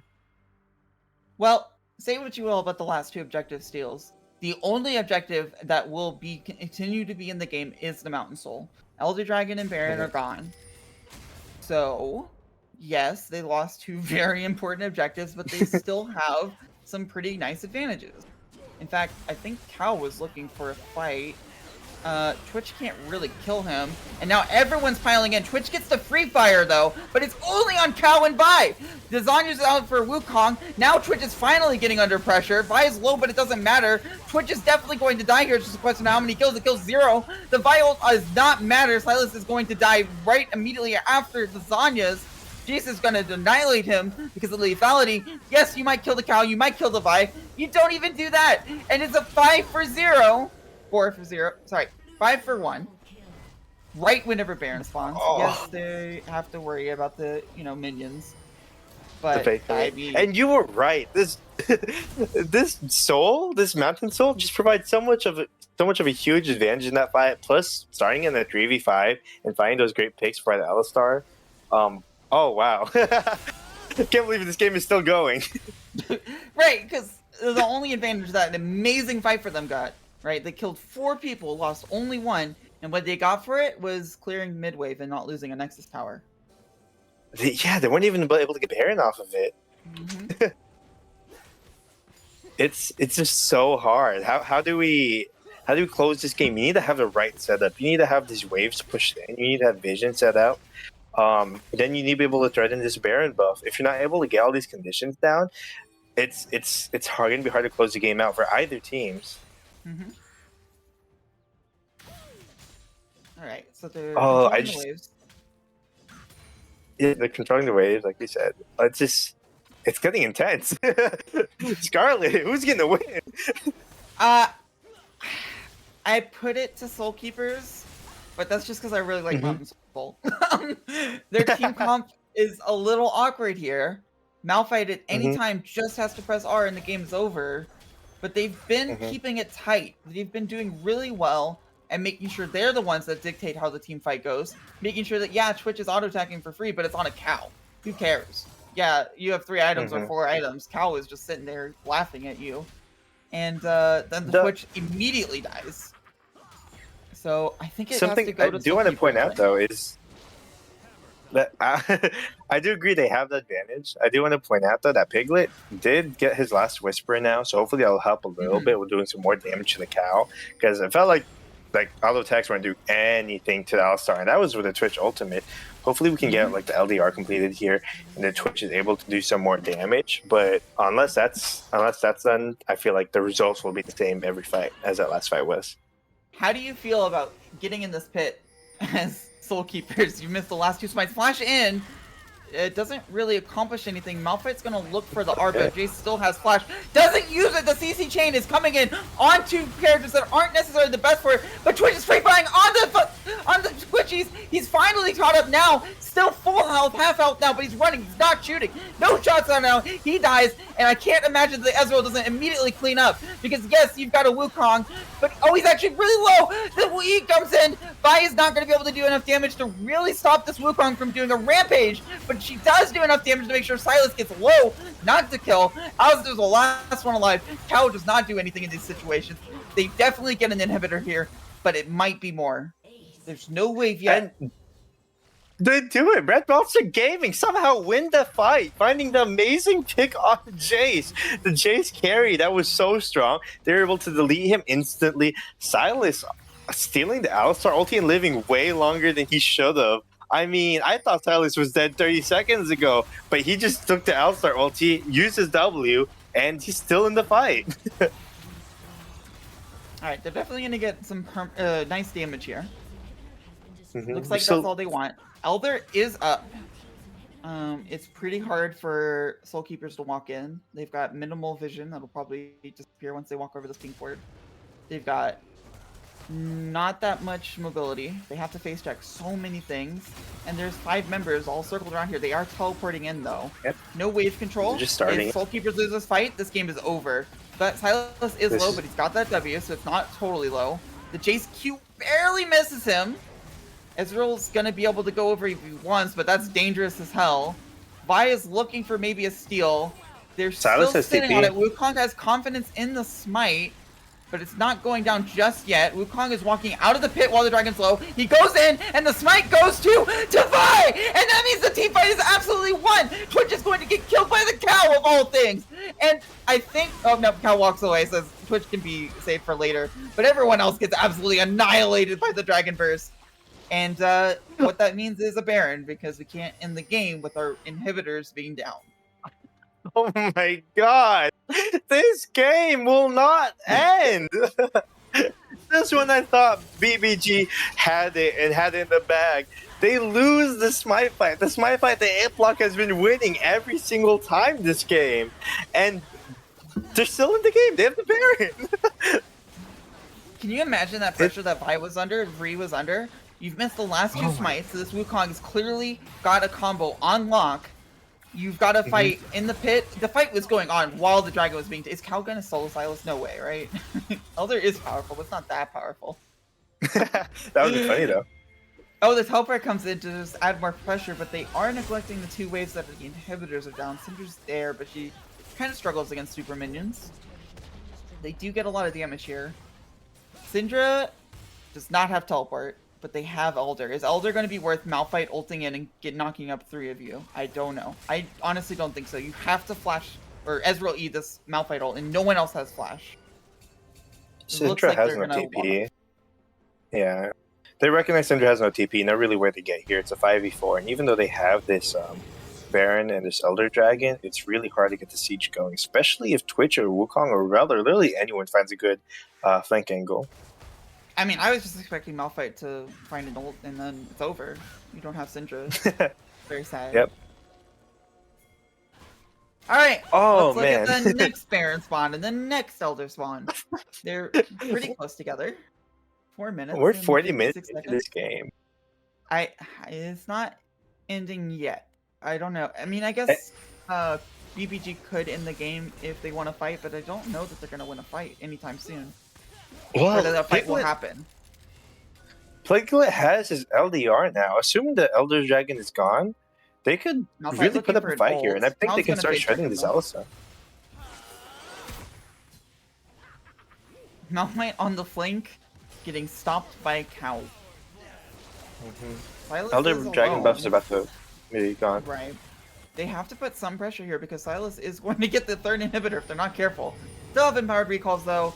Malphite wants to stop it, but he can't do anything. Syndra's there, and it's only regular melee minions for... Malphite has to ult out, and where do you go from here? Ulting into a wall! Yeah, Zanyas is going to delay the inevitable. You lose all 3 inhibitors though, and you lose the Syndra. I don't think that Syndra lives here. The Syndra ult from the Silas is too much. If he doesn't miss this E, her living there Why is she actually walking is back? super impactful. And now they can siege in. The game looks very dire right now for BBG. The towers are going to fall immediately if they don't walk in. Twitch is finally coming, but it might be too late. The Wukong knocks up everyone. Rel's going to knock up everyone. Twitch is firing on everyone. The Nexus is going to live, and that means that BBG have a real chance to stay in this game. The Ezreal has to run away with his tail between his legs. Rel actually lives. I lied entirely. They're all dead. So even though Oh my Ezreal God. thought he had to run away, the game is over. And Soul Keepers, for their first tournament, win a match against BBG. 41 minutes, a heck of a lot of steals, a heck of a lot of action, and we're finally have our winners for the series. I really want to congratulate Soul Keepers. They played the early game really well. They played the Dragon game really well. And they got a much deserved win, even if it was they had to claw at it for a number of minutes. All right, and I'm just so proud of both the teams there for putting up a fight. It didn't seem like really anyone was giving up, and everyone was trying to win, and were pouring their hearts into this game. Unfortunately, League of Legends, the games don't have a draw, but both these teams put on such a fun performance. Yeah, and you saw the Twitch finally be able to light up the entire team of squishies at the end there, but it was just too late. The Mountain Soul was too much, and it didn't matter. Right, and Twitch at the end of the game had the second most damage throughout the entirety of the game, or throughout everyone else in the game. Second most damage, only followed up by the J. So Twitch was putting in effort at the end, but like you said, too little, too late, and they were just weren't able um, to find their footing and get the win they wanted. And again, I really like the adaptations that Soul Keepers was able to do. From their losses yesterday, where they seemed a little bit lost in what they wanted to do, to their jungler just absolutely outpathing, able to get objectives so much better, and really able to make this game secure with just the fourth dragon at 21 minutes, is entirely different than how the team played yesterday. Yep. I mean, that's all I have. Congrats to both the teams. Thank you guys for participating in this Thanksgiving charity event. Thank you everyone for watching and supporting and donating. Um, I believe that this event was successful, and I had a great time casting. So thank you guys for having me here on the cast. Yeah, thank you guys so much for watching. And I hope you guys join us for the regular season whenever it happens. And yeah, thank you.